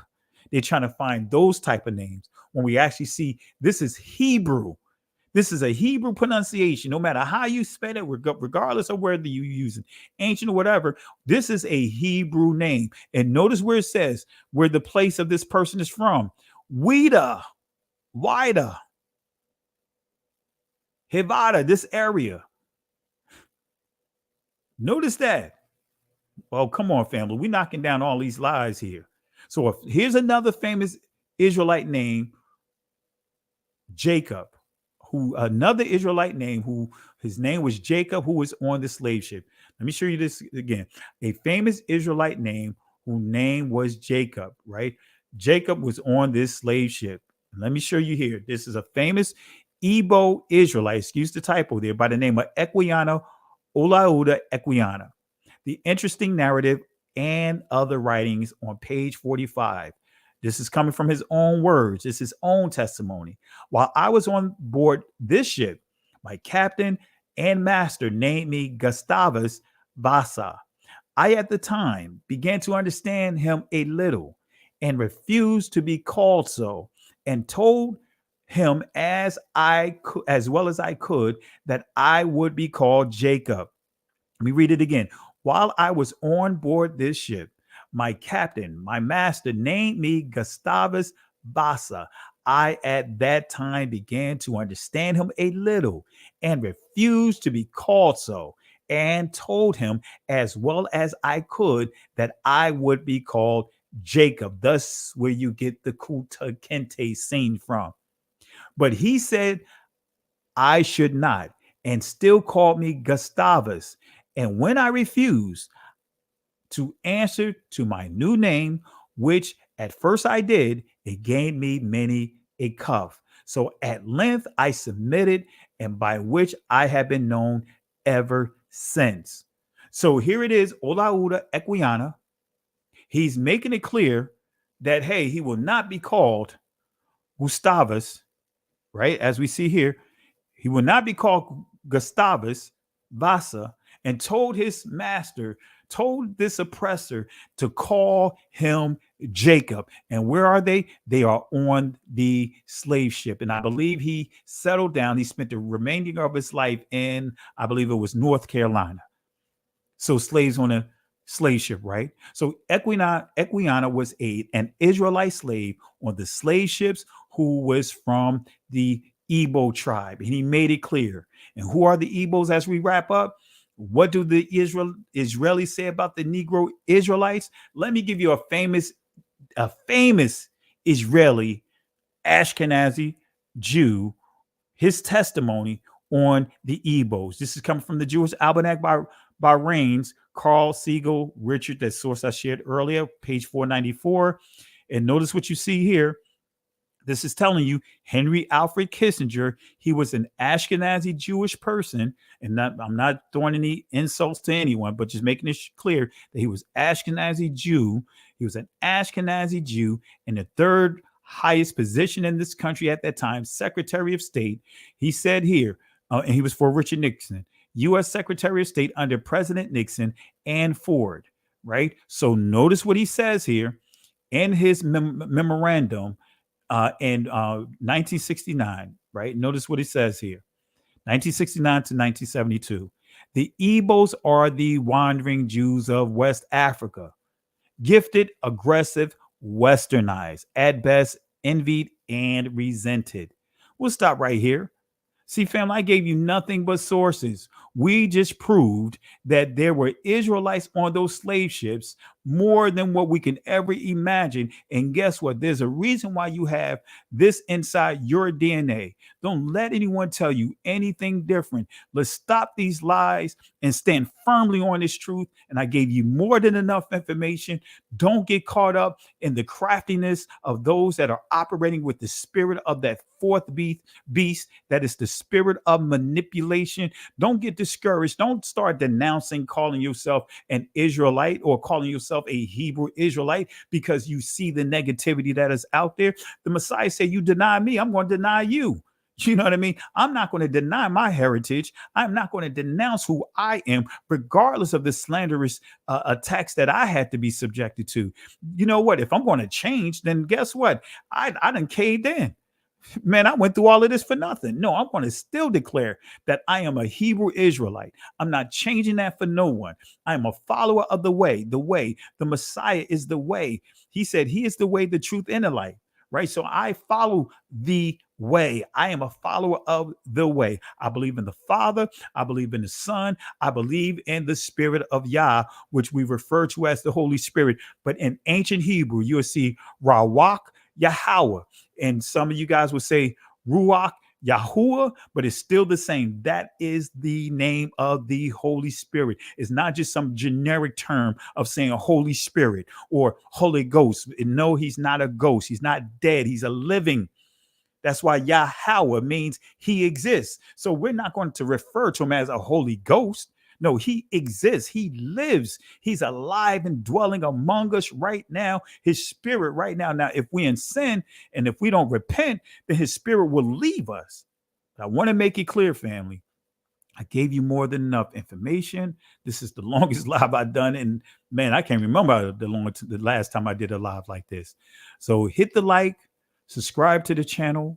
And I thank you again for all those that have contributed to the channel here. Thank you. Really appreciate it. And we're going to stand on this truth. And family, I don't care what anyone else say. You stand firmly.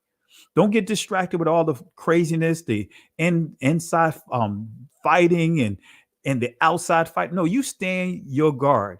Be ready to blow that trumpet. You have a trumpet. You have a shofar or a shapar or shaparwar. I'm just saying it in ancient Hebrew. You have a shofar, which is your mouth.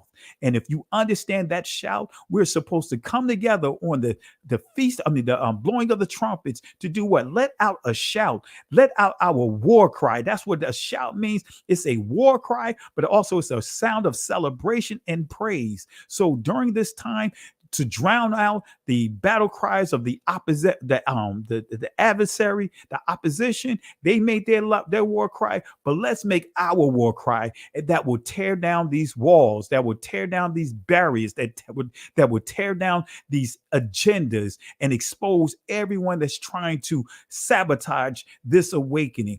Let's come together and make liars out of them. Let's make liars out of them. So when you understand the Feast of Trumpets, that means we got to come together. That is the sound of unity. And I encourage you guys to go back and watch that lesson.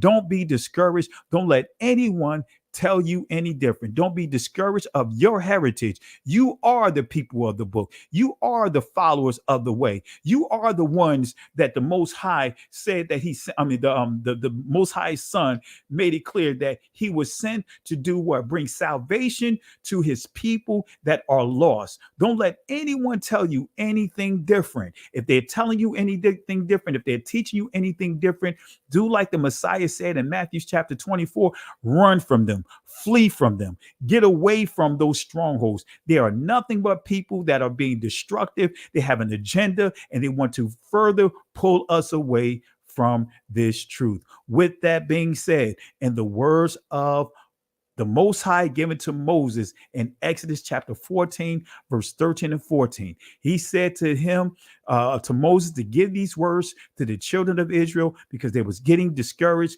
Confusion began to sink in. Doubts began to sink in when they came to what appeared to be a dead end. He said to them, fear ye not, stand still. See the salvation of Yahweh. These Egyptians that you see here today, these strongholds that you see here today, this divisiveness that you see here today, this agenda to attack one another that you see here today, these strongholds of depression that you see here today will not have power over you ever again. The Most High will fight for you. But here's the kicker, family. We have to hold our peace. Can't go back, can't stay here, keep moving forward. Shalom. The lion won't sleep tonight. 'Cause we woke now, and we woke now. I said the lion won't sleep tonight. 'Cause we woke now, and we woke now. They want us to sell our souls to barter profit. Like God's property, it's hard to market. So we steady to aim, keep your eyes on target. Cause when you got to drive, yeah, they'd rather you park it. But I don't valet, you ain't getting these keys. I'm keeping closed hands, I'm on bended knee. I'm just a reflection, dealing with 8 sections. Art mixed with life, you can feel the convection. Your lion won't sleep tonight. 'Cause we woke now, and we woke now. Listen, Genesis chapter 11 verse 10 explains the genealogy of Shem. Shem was a black man in Africa. If you repeat this back, Genesis 14 verse 13, Abraham steps on the scene. Being a descendant of Shem, which is a fact, means Abraham too was black. Abraham, born in the city of a black man, called Nimrod, grandson of Ham. Ham had 4 sons. One was named Canaan. Here, let me do some explaining. Abraham,